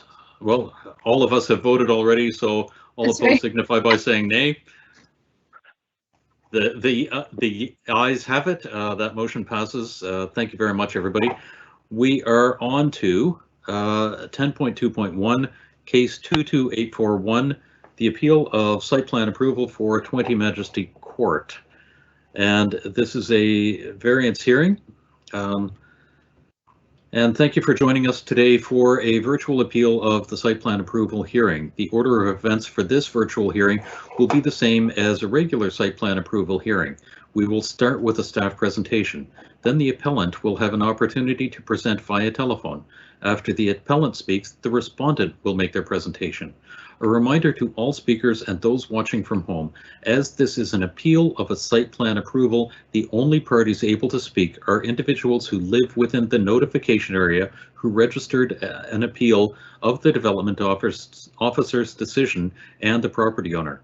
I have the final list of speakers and will be calling speakers in that order. Speakers, please remain on mute and speakers, please remain on mute until your name is called. Once called, you can unmute your phone by pressing *6 and you will have 5 minutes to speak. Once you have completed your comment, please remute your phone and then leave the meeting by hanging up your phone. These meetings are webcast and you can view the rest of the proceedings via the link on halifax.ca. I remind all parties listening on the telephone that there is a delay from the audio on the phone to the webcast of approximately 30 seconds. Unfortunately, this is unavoidable. So at this point, I'd like to see if we could proceed with a staff presentation. Is Rachel Grote with us, please? Yes, I am. Thank you. Please proceed. Good evening, Chair and members of Northwest Community Council. My name is Rachel Grote. I'm a Planner 1 with HRM Current Planning. And I'm here this evening to present case 22841, an appeal of site plan approval for 20 Majesty Court in Hammonds Plains. Next slide, please. So the subject property is zoned C5, or the Hammonds Plains Commercial Zone, under the Beaverbank, Hammonds Plains, and Upper Sackville Land Use Bylaw. No development permit can be issued for any use that's permitted in the C5 zone prior to the development officer granting site plan approval.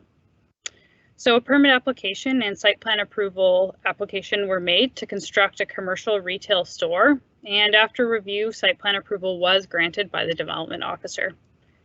Affected property owners were notified of the site plan approval and an appeal was received. So this matter is now before Community Council to grant or refuse the site plan approval. Next slide, please. So the subject property is highlighted by the dark hashing on the map in front of you, and it's located on the corner of Majesty Court and Hammonds Plains Road, not too far from where Larry Utek Boulevard meets Hammonds Plains Road. Next slide, please. So here you can see the proposed site plan showing the retail store or the proposed commercial building, as well as the associated parking and landscaping. Next slide, please. On the screen now, you'll see the proposed building elevations, which have been designed to comply with the architectural requirements of the C5 zone. So these are the two building elevations that will face the street lines. Next slide, please. And here you'll see the other two elevations that face the rear and side property lines. Next slide, please. So the C5 zone of the Beaverbank, Hammonds Plains, and Upper Sackville Land Use Bylaw details the criteria that an application must meet in order for a development officer to grant site plan approval. These criteria are detailed in Attachment A of the report provided, and they include such items as landscaping and vegetation, pedestrian connections, driveway access, bicycle storage facilities, parking areas, and refuse screening. In the opinion of the development officer, the applicant has satisfied all of the items subject to site plan approval, and therefore site plan approval was granted. Next slide, please. Property owners within 200 meters of the subject property were notified of this site plan approval in accordance with the land use bylaw, and an appeal was received from 5 affected property owners. The appeal does not object to the granting of site plan approval. However, it does express concerns with the additional traffic that will be generated by the development entering and exiting onto Hammonds Plains Road from Majesty Court. It also makes a request for a signalized intersection. This appeal is included in Attachment E of the report. Next slide, please. As a result of this appeal, the applicant was asked to provide a traffic impact statement, or TIS, for review. The TIS was reviewed by HRM Development Engineering and Traffic Management, who concluded that the vehicle trips generated by the proposed retail store were not anticipated to require upgrades to the existing transportation network. Further, the land use bylaw does not include traffic concerns as a criteria or item for review by the development officer in granting site plan approval. So as I said before, in the opinion of the development officer, all matters that are subject to site plan approval have been appropriately addressed by this proposal. Next slide, please. As per the HRM charter and the land use bylaw, the development officer shall grant site plan approval where all matters subject to site plan approval have been addressed. Council, in hearing this appeal, may make any decision that the development officer could have made. So in this case, the request to approve or refuse the site plan approval. Next slide, please. So the options before Community Council are as follows. Denial of the appeal motion would result in issuance of the site plan approval, and this would uphold the development officer's decision, and this is staff's recommended alternative. Or approval of the appeal motion would result in the refusal of the site plan approval and would overturn the decision of the development officer. Next slide, please. So thank you for your consideration of the matter, and if there's any questions, I'm happy to take them now. And thank you very much, Rachel. Councillor Lovelace. Yes, thank you, Mr. Chair. I do have a question about the traffic impact statement, and perhaps I missed that in the documents, but was that provided to Community Council? I believe it was not. And so I guess that's what I'm wondering is what information we haven't received. Because I would like to have information regarding that traffic impact statement. While I understand that apparently it will not have any existing, any existing stress on the existing transportation network. That transportation network is extremely stressed right now. And so I am concerned with making a decision when I don't even have access to that traffic impact statement. Is it customary for Community Council to have access to this information? We have seen that in the past come to Planning Advisory Committee. We have occasionally seen that come to Community Council. I would ask for Councillors Blackburn and Outfit if they could speak to that, or ask, I guess, Thea, if you could speak to whether or not the traffic impact statement would come to Community Council on a normal basis. Good evening, members of Northwest Community Council. I will definitely try to provide some background on that, but I also believe there may be a few of my colleagues that might be able to jump in as well if I happen to veer off in the wrong direction in the response, where it is a matter that's more on the permitting side of things. But in my experience, Northwest Community Council has not seen a site plan approval appeal. It is something new that I think this group has seen. So there's nothing that we can really kind of compare for you in the past. Again, the site plan approval is a form of a permit, but it has kind of that extra layer that's done by the development officer. So it would not be standard, or it wouldn't be a practice that the community council would see permit drawings or supporting information that comes in for that type of process. So it would be very different than a planning application where, yes, traffic impact study is on the website. Those would be things that council would have access to, but that is not necessarily the case with the site plan approval. And again, Rachel can correct me if I'm wrong, but through the site plan approval, the traffic is not a matter which can be considered through this appeal. It has to be the conditions of the site plan approval as outlined in Rachel's presentation. Okay, thank you. So on that note then, in regards to the site plan, I note that the driveway is coming off of the Majesty Court quite close to the intersection. Is there, just help me understand, is there no access directly from the Hammonds Plains Road to that lot? There's no current driveway there now, or previous driveway in existence? Through you, Mr. Chair, to the councillor, no, there is currently no driveway access from Hammonds Plains Road to that lot, and this proposal does not provide access from Hammonds Plains Road directly to the development. Okay. Thank you. Thank you very much. Councillor Blackburn or Councillor Outfit, do you have any questions? No, actually, the question was about the traffic impact statement, and that was answered. Thank you. Okay, thank you. Councillor I'm Outfit. fine, thank you, Chair. I'm fine, thank you, Chair. Thank you. I did ask our acting traffic authority about this as well, and received a response that the study was done, and new trips generated by the proposed development are not anticipated in the AM peak due to retail operating hours.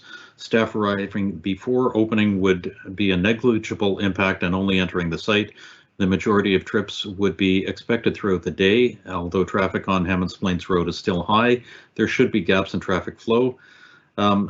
Staff could not find a recent traffic signal warrant on file. This was in response to whether a set of lights would be required at Majesty and Hammonds Plains Road. And given that these are two dead-end streets with very low side street traffic volumes, traffic signals would not be warranted. The traffic signals at Hammonds Plains and Kingswood would provide a break in traffic once the traffic signal phasing cycles to the side street given. With that, I have no further hearings either. Sorry, no further questions either. And so I would open the appeal of site plan approval hearing, and I would invite the appellants to address council. Do we have the appellants with us?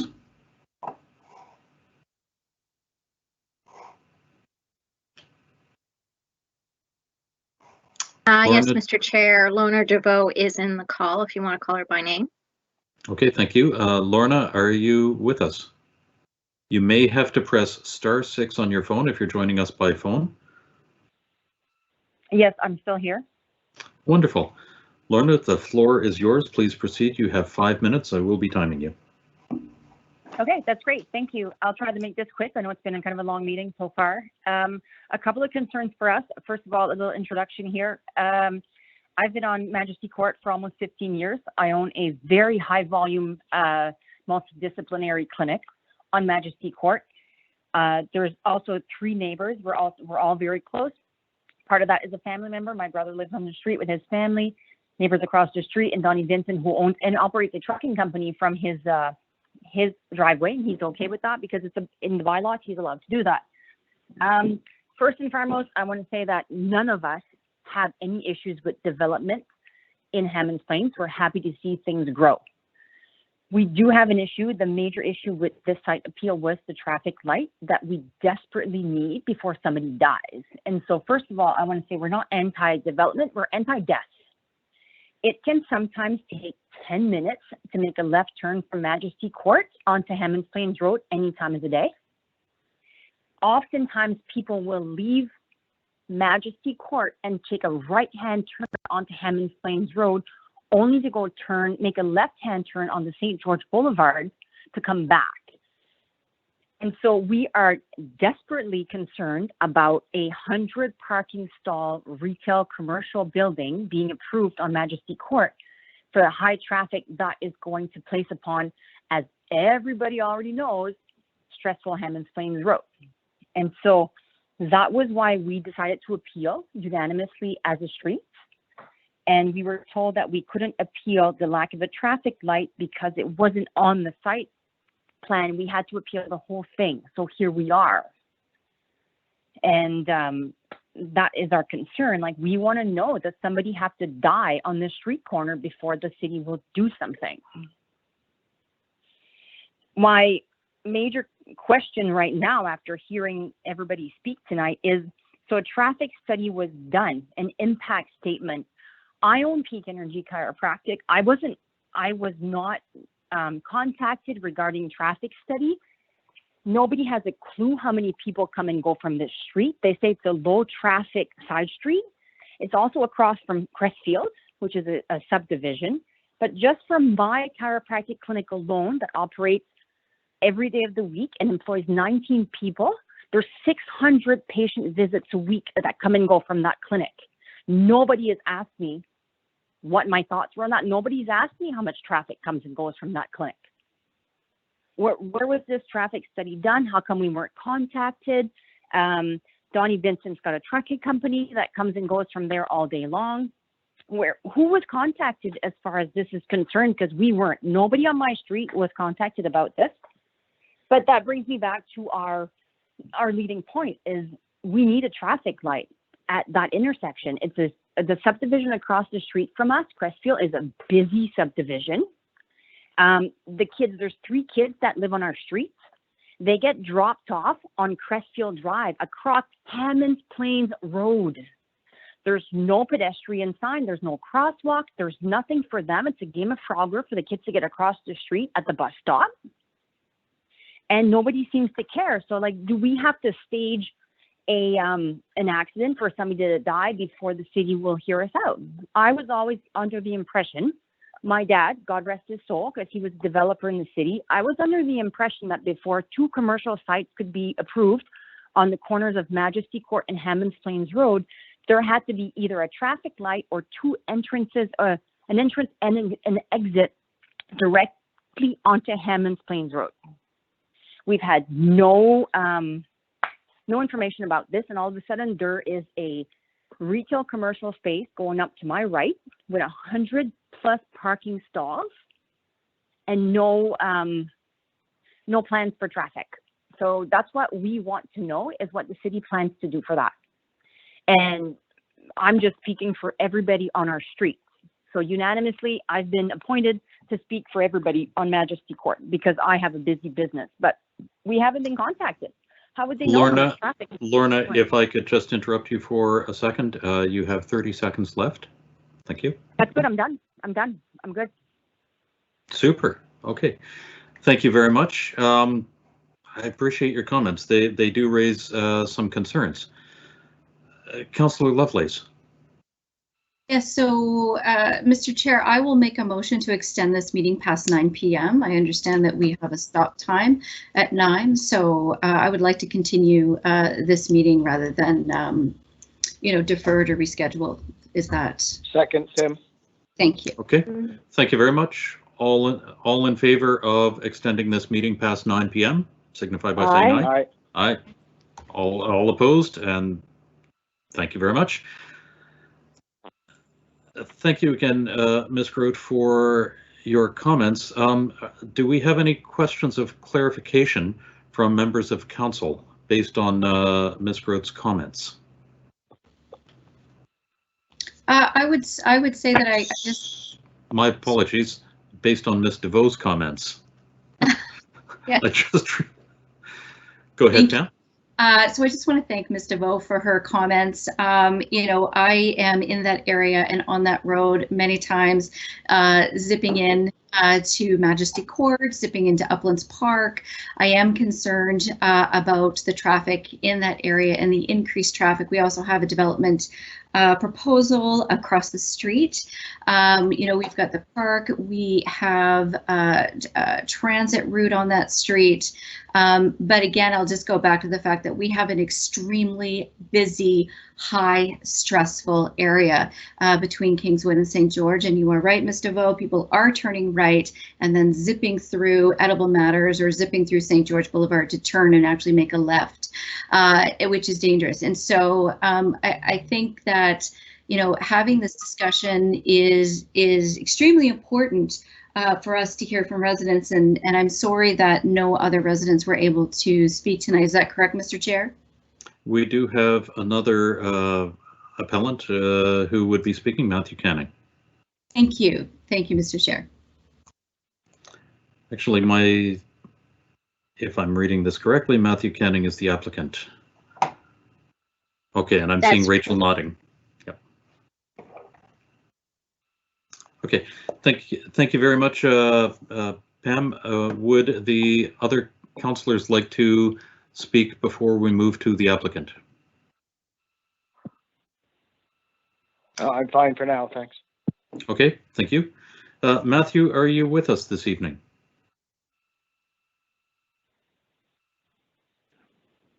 Matthew, if you are with us and you're connecting over the phone, you may have to press *6 to unmute yourself. Hello. Wonderful. Thank you. It's good to hear from you. There, well, it tells me, yeah. A little bit. Okay. Okay, so you have the floor. You are allowed to speak for 5 minutes. Please proceed. Okay, hello, my name's Matt Canning. I'm a builder for Guy LeBlanc, who owns Guy's Frenchies. Got 17 locations across Atlantic Canada. I've worked for about 30 years now. So what we have in front of everybody now is this the site plan for our spot that we'd like to develop in Hammonds Plains.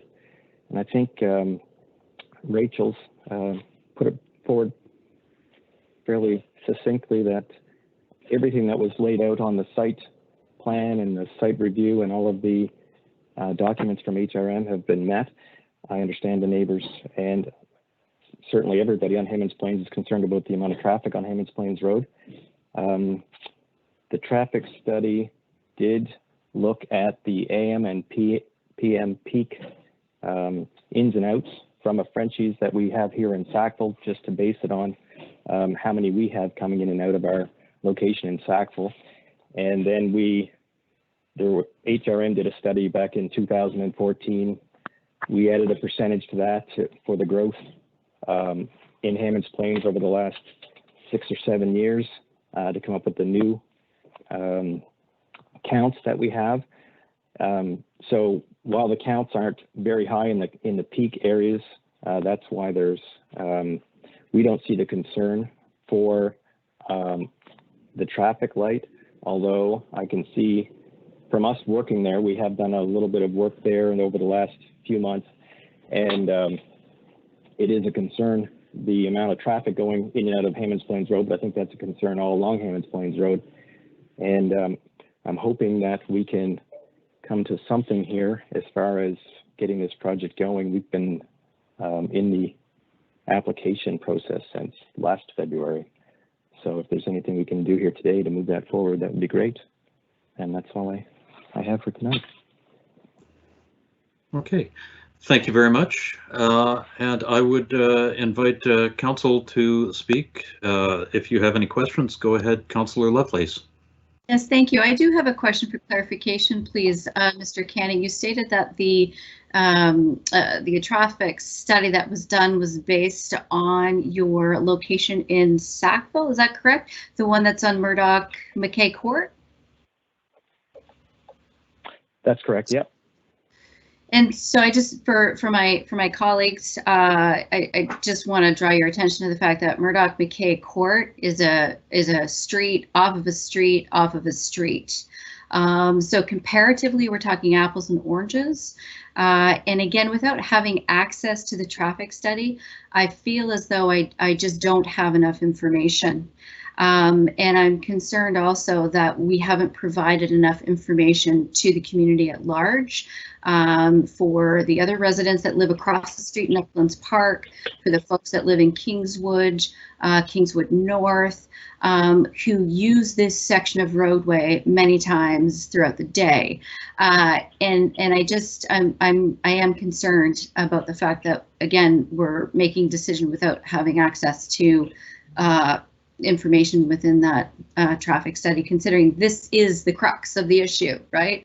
Which is the traffic on Hammonds Plains Road and that intersection in particular.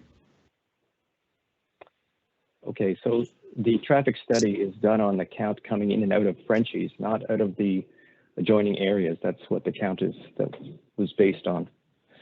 How many we are adding to that area. No, and I can thank you, Mr. Canning. I can totally understand that would be the intent. The difference here, I would say, is the visibility of your location. Where you've got 20,000 plus vehicles driving by there each day, and so there's an awful lot more sort of street side marketing opportunities that you have on Hammonds Plains Road. And kudos to you and Mr. LeBlanc. It's a fantastic location. But certainly the numbers of people that will be entering your facility once it's there will far surpass Murdoch McKay Court. Thank you. Thank you very much. At this point, I would like to ask for a motion to close the appeal hearing. After the appeal hearing is closed, no further speakers can be heard. So can I have a motion to close the appeal hearing, please? Motion to close the appeal hearing. Thank you, Councillor Blackburn. And I see Councillor Lovelace waving her. Oh, second by Councillor Outfit. Thank you very much. All those in favor of closing the appeal hearing? Aye. Aye. Thank you. All opposed? Great. Thank you. So what are the wishes of council? We have a motion presented to us in the staff report. It, by our regulations, by AO1, has to be a negative motion in that the appeal be allowed. Pam, you are. So I just for clarification, if the appeal is allowed, that then takes us forward to a public hearing with Regional Council. Is that correct? No, if the appeal is allowed through you, Mr. Chair, if the appeal is allowed, then the option for the applicant on a go-forward basis is an application for judicial review to the Supreme Court of Nova Scotia. So in this particular matter, the councillors are really stepping into the shoes of the development officer, and they can make any decision that the development officer could have made. And the HRM charter is clear that if an application meets all the requirements for the site plan, then the development officer would have to grant the permit or the approval, the site plan approval in those circumstances. So council is on these types of appeals are able to consider the provisions in the site plan application. Okay. So our hands are really tied in this one. In that the site plan does not include the wider issue of traffic and traffic control. It includes the building on that actual land, that lot. And that is, yes, that is correct, as the development officer set out, sorry, or the planner.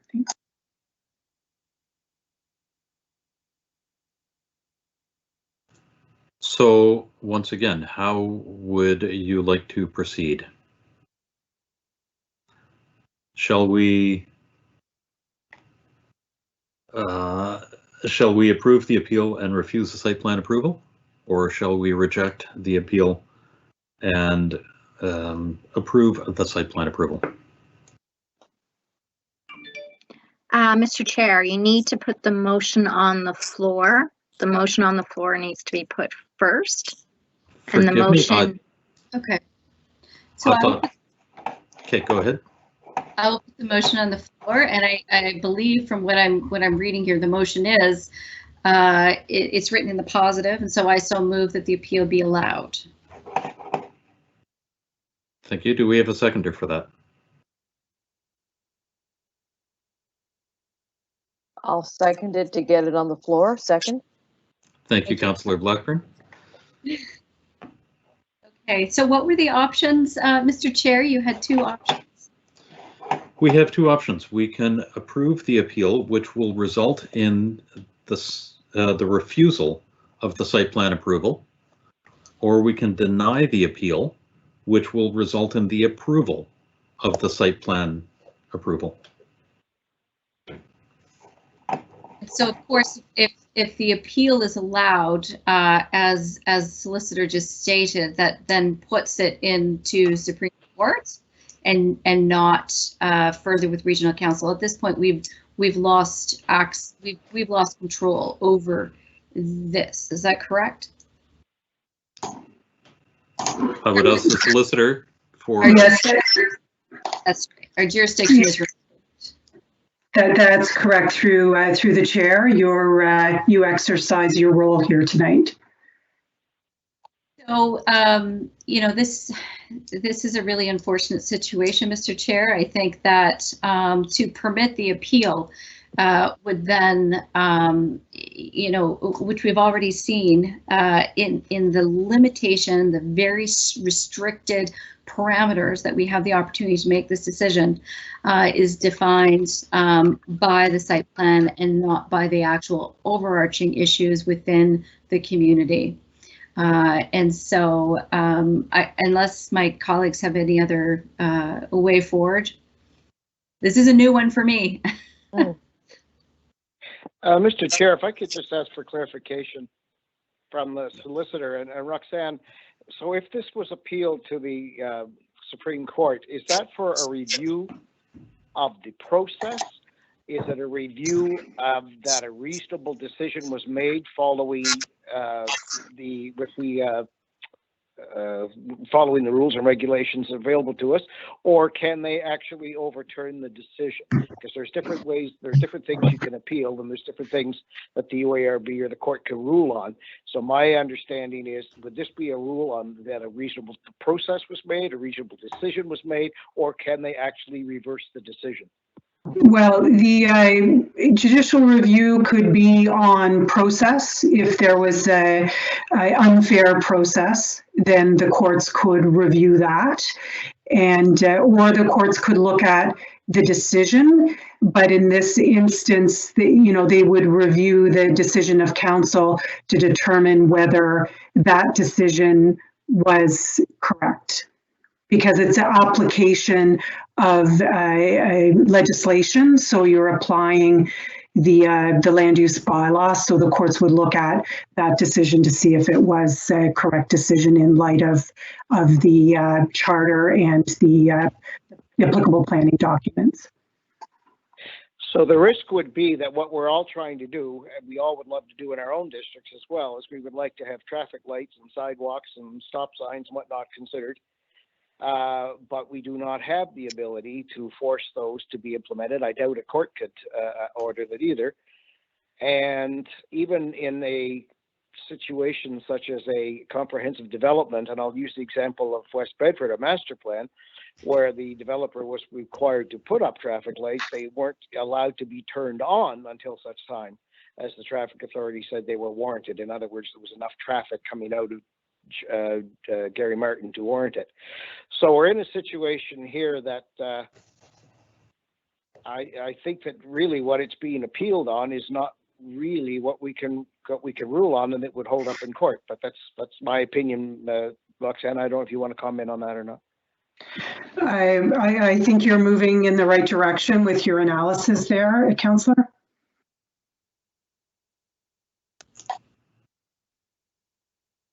Tim, do you have anything further? I'm fine. Yes, I was talking to mute. Sorry, I'm fine.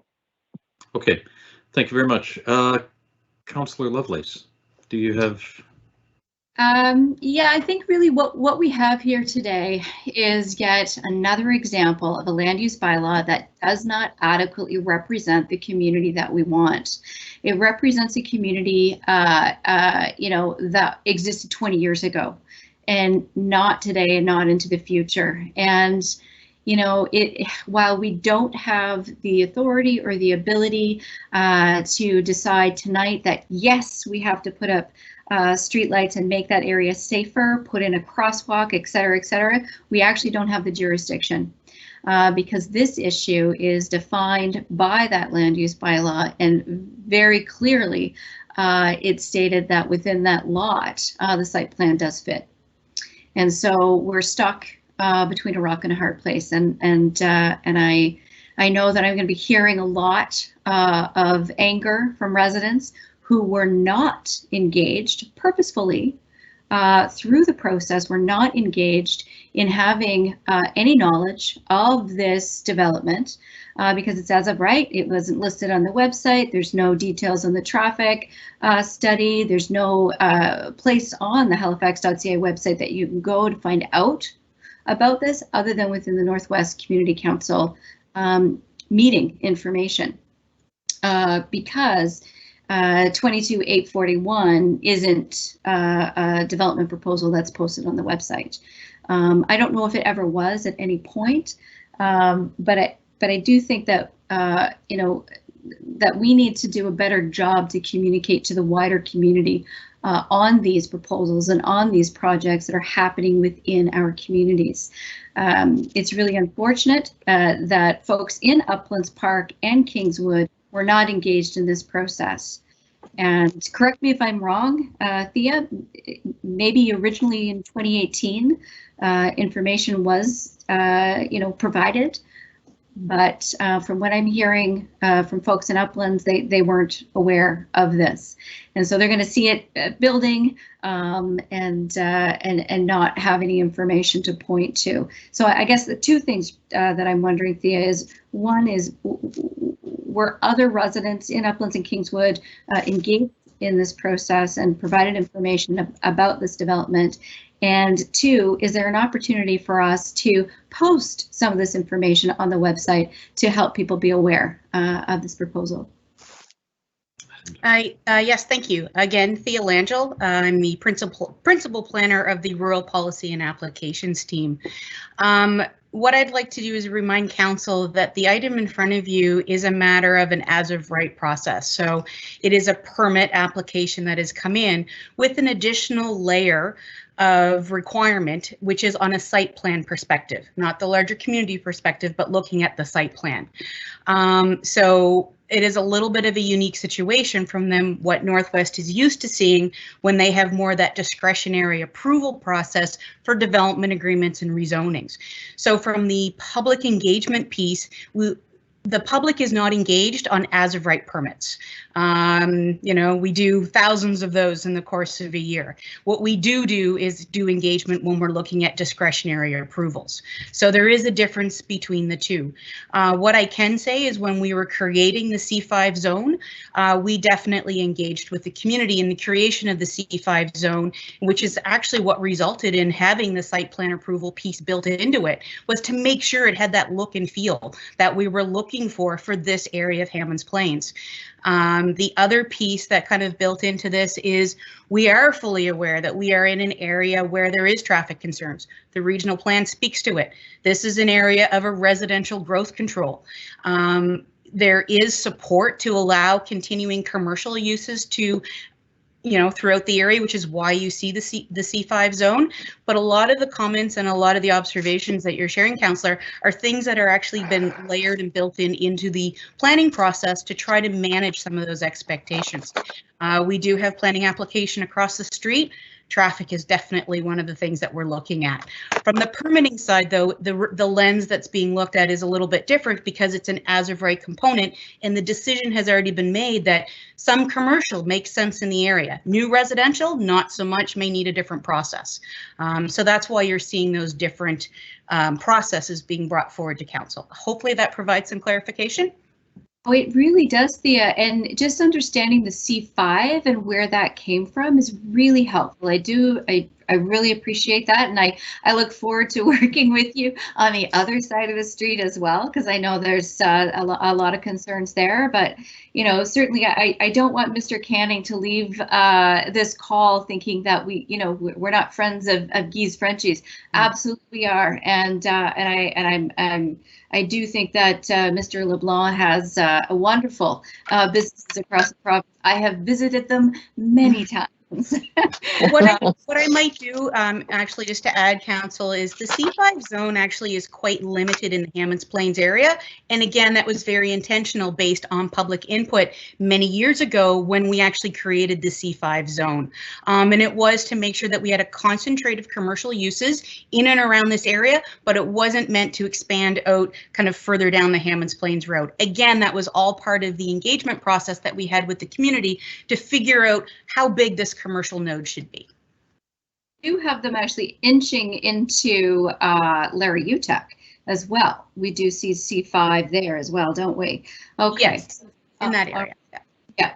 Okay. Well, thank you. That's really helpful, and knowing, of course, that this is a residential growth control area. We've got Schedule J, with the as we don't like to use the word moratorium, but we do have a hold on new streets and that kind of thing. So certainly, I think we're trying to do our best that we can to control the growth, but at the same time also create new opportunities to what I like to call create a new main street on Hammonds Plains. So we'll continue to work on that as we move forward in our planning efforts. Thank you, Thea.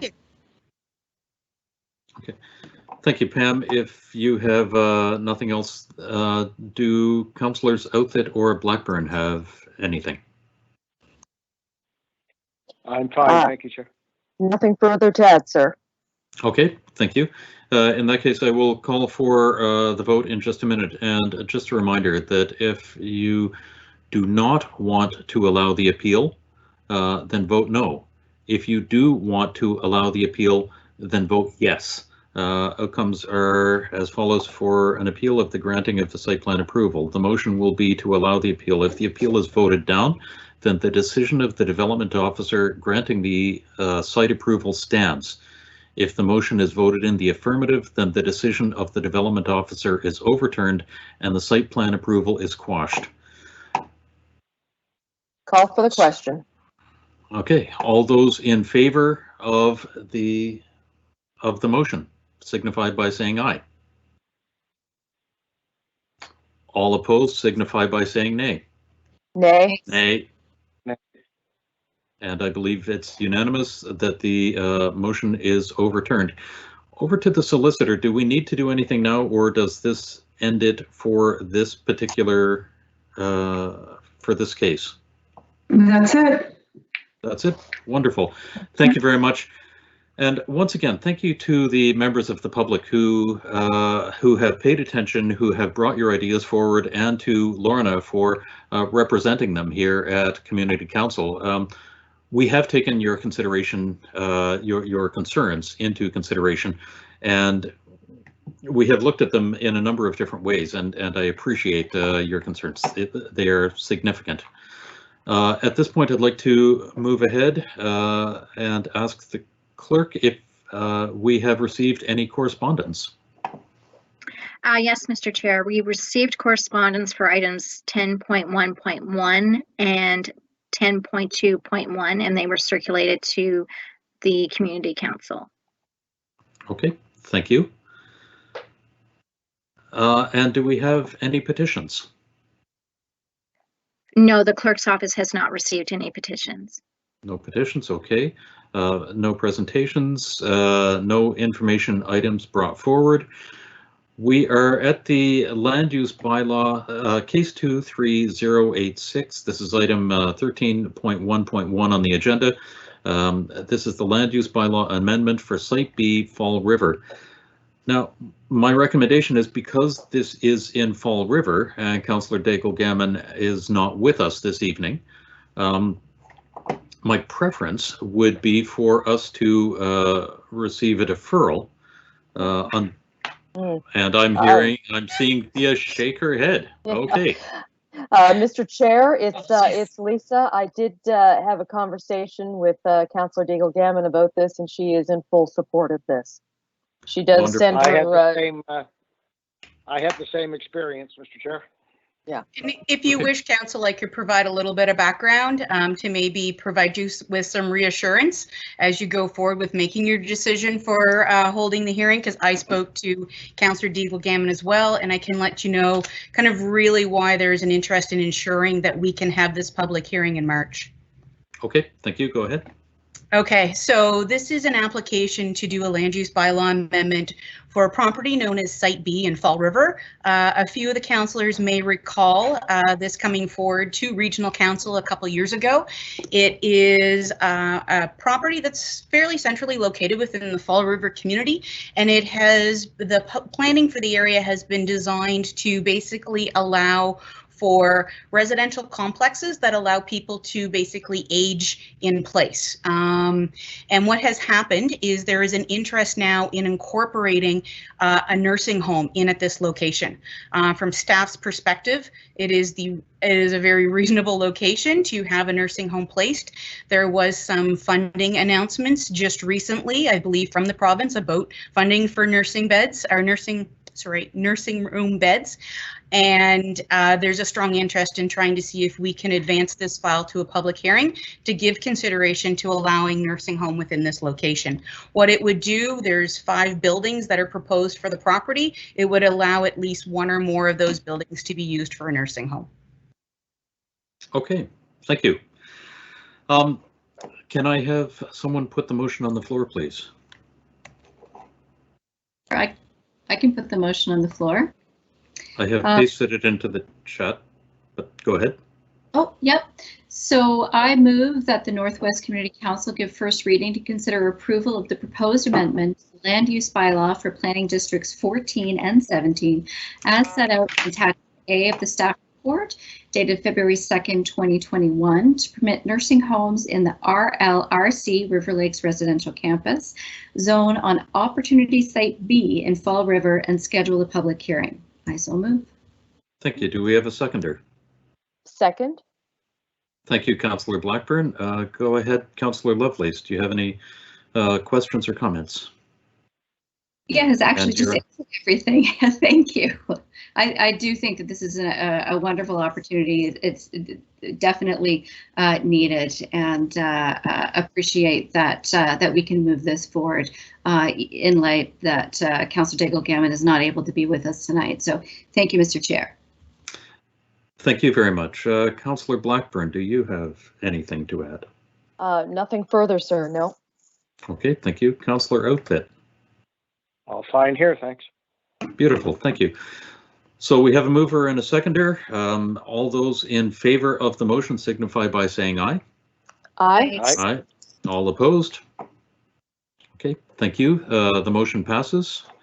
We are on to 13.2.2. We have already taken care of 13.2.1.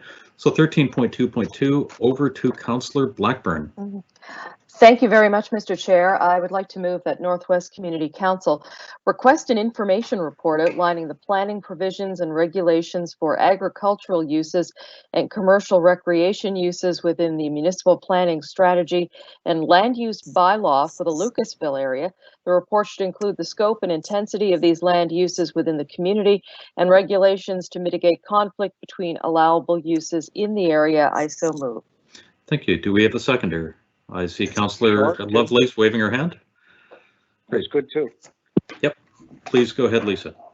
All right, no, just to give a bit of context for this, this is a concern of the community. It's been a concern for several years. With there was a number of horse farms in the community, and they had some problems with one in particular that went to the Farm Practices Board of the province. So this was just an opportunity to take a deeper dive into the land use bylaws for the Lucasville area to make sure that the land use bylaws that are in place now recognize the community as it is today and not what it was several decades ago.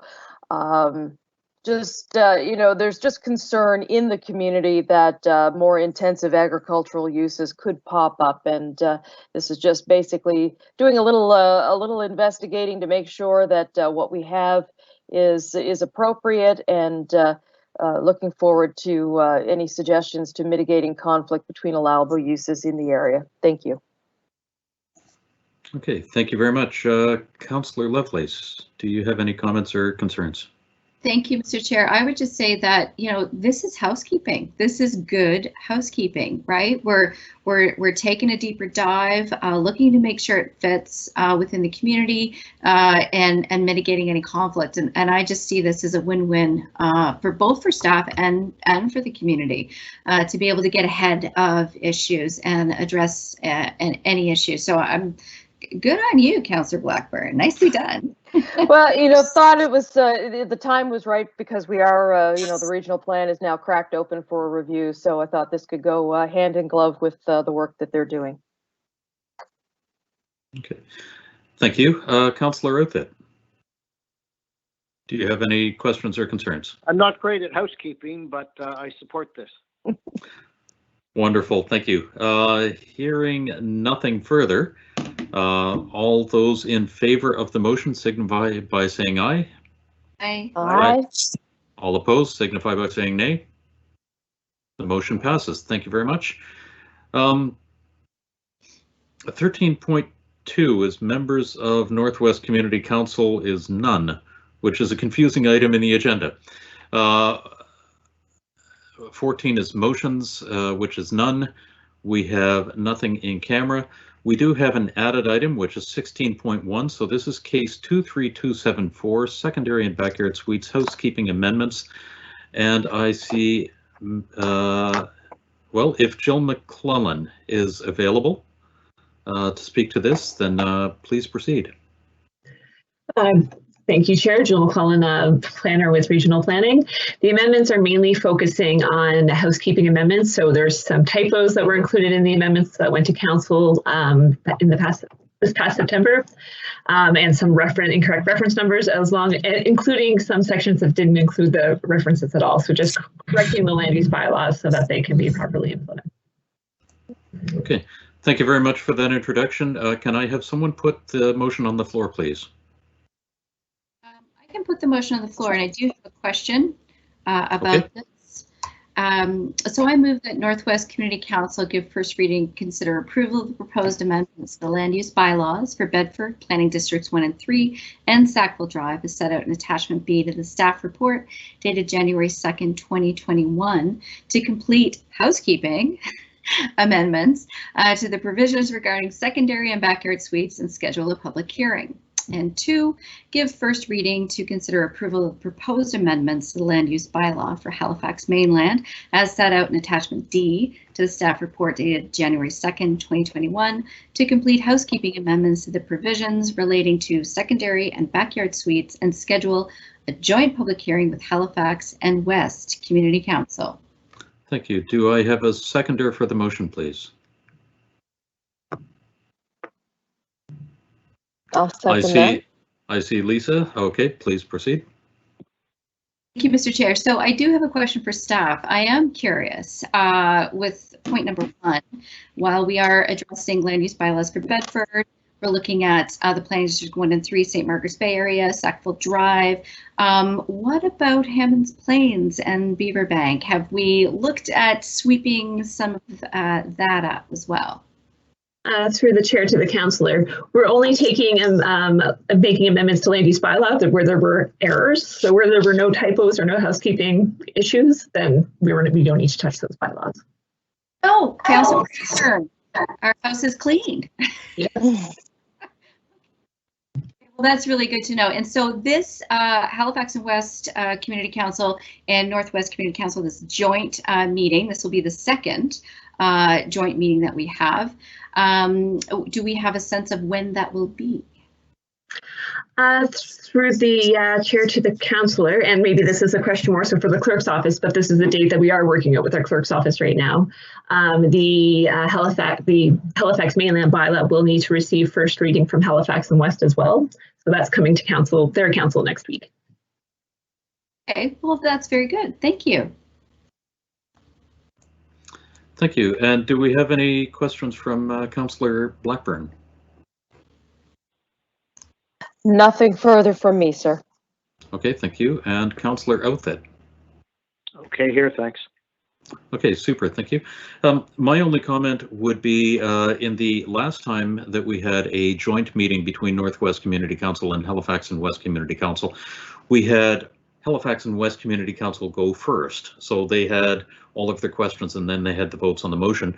And then we went second. We had all of our questions and then the notice of motion. And it would seem to me that it would make more sense to have the discussion and the debate combined and then the two votes combined at the end. So would appreciate simply a change in format when that meeting comes forward. That's my only comment about it. I absolutely agree with these housekeeping amendments. Tim, someone else is doing the housekeeping for you. So with that, I would like to call for the question. All those in favor of the motion signify by saying aye. Aye. Aye. All opposed signify by saying nay. Thank you. The motion carries. Notices of motion.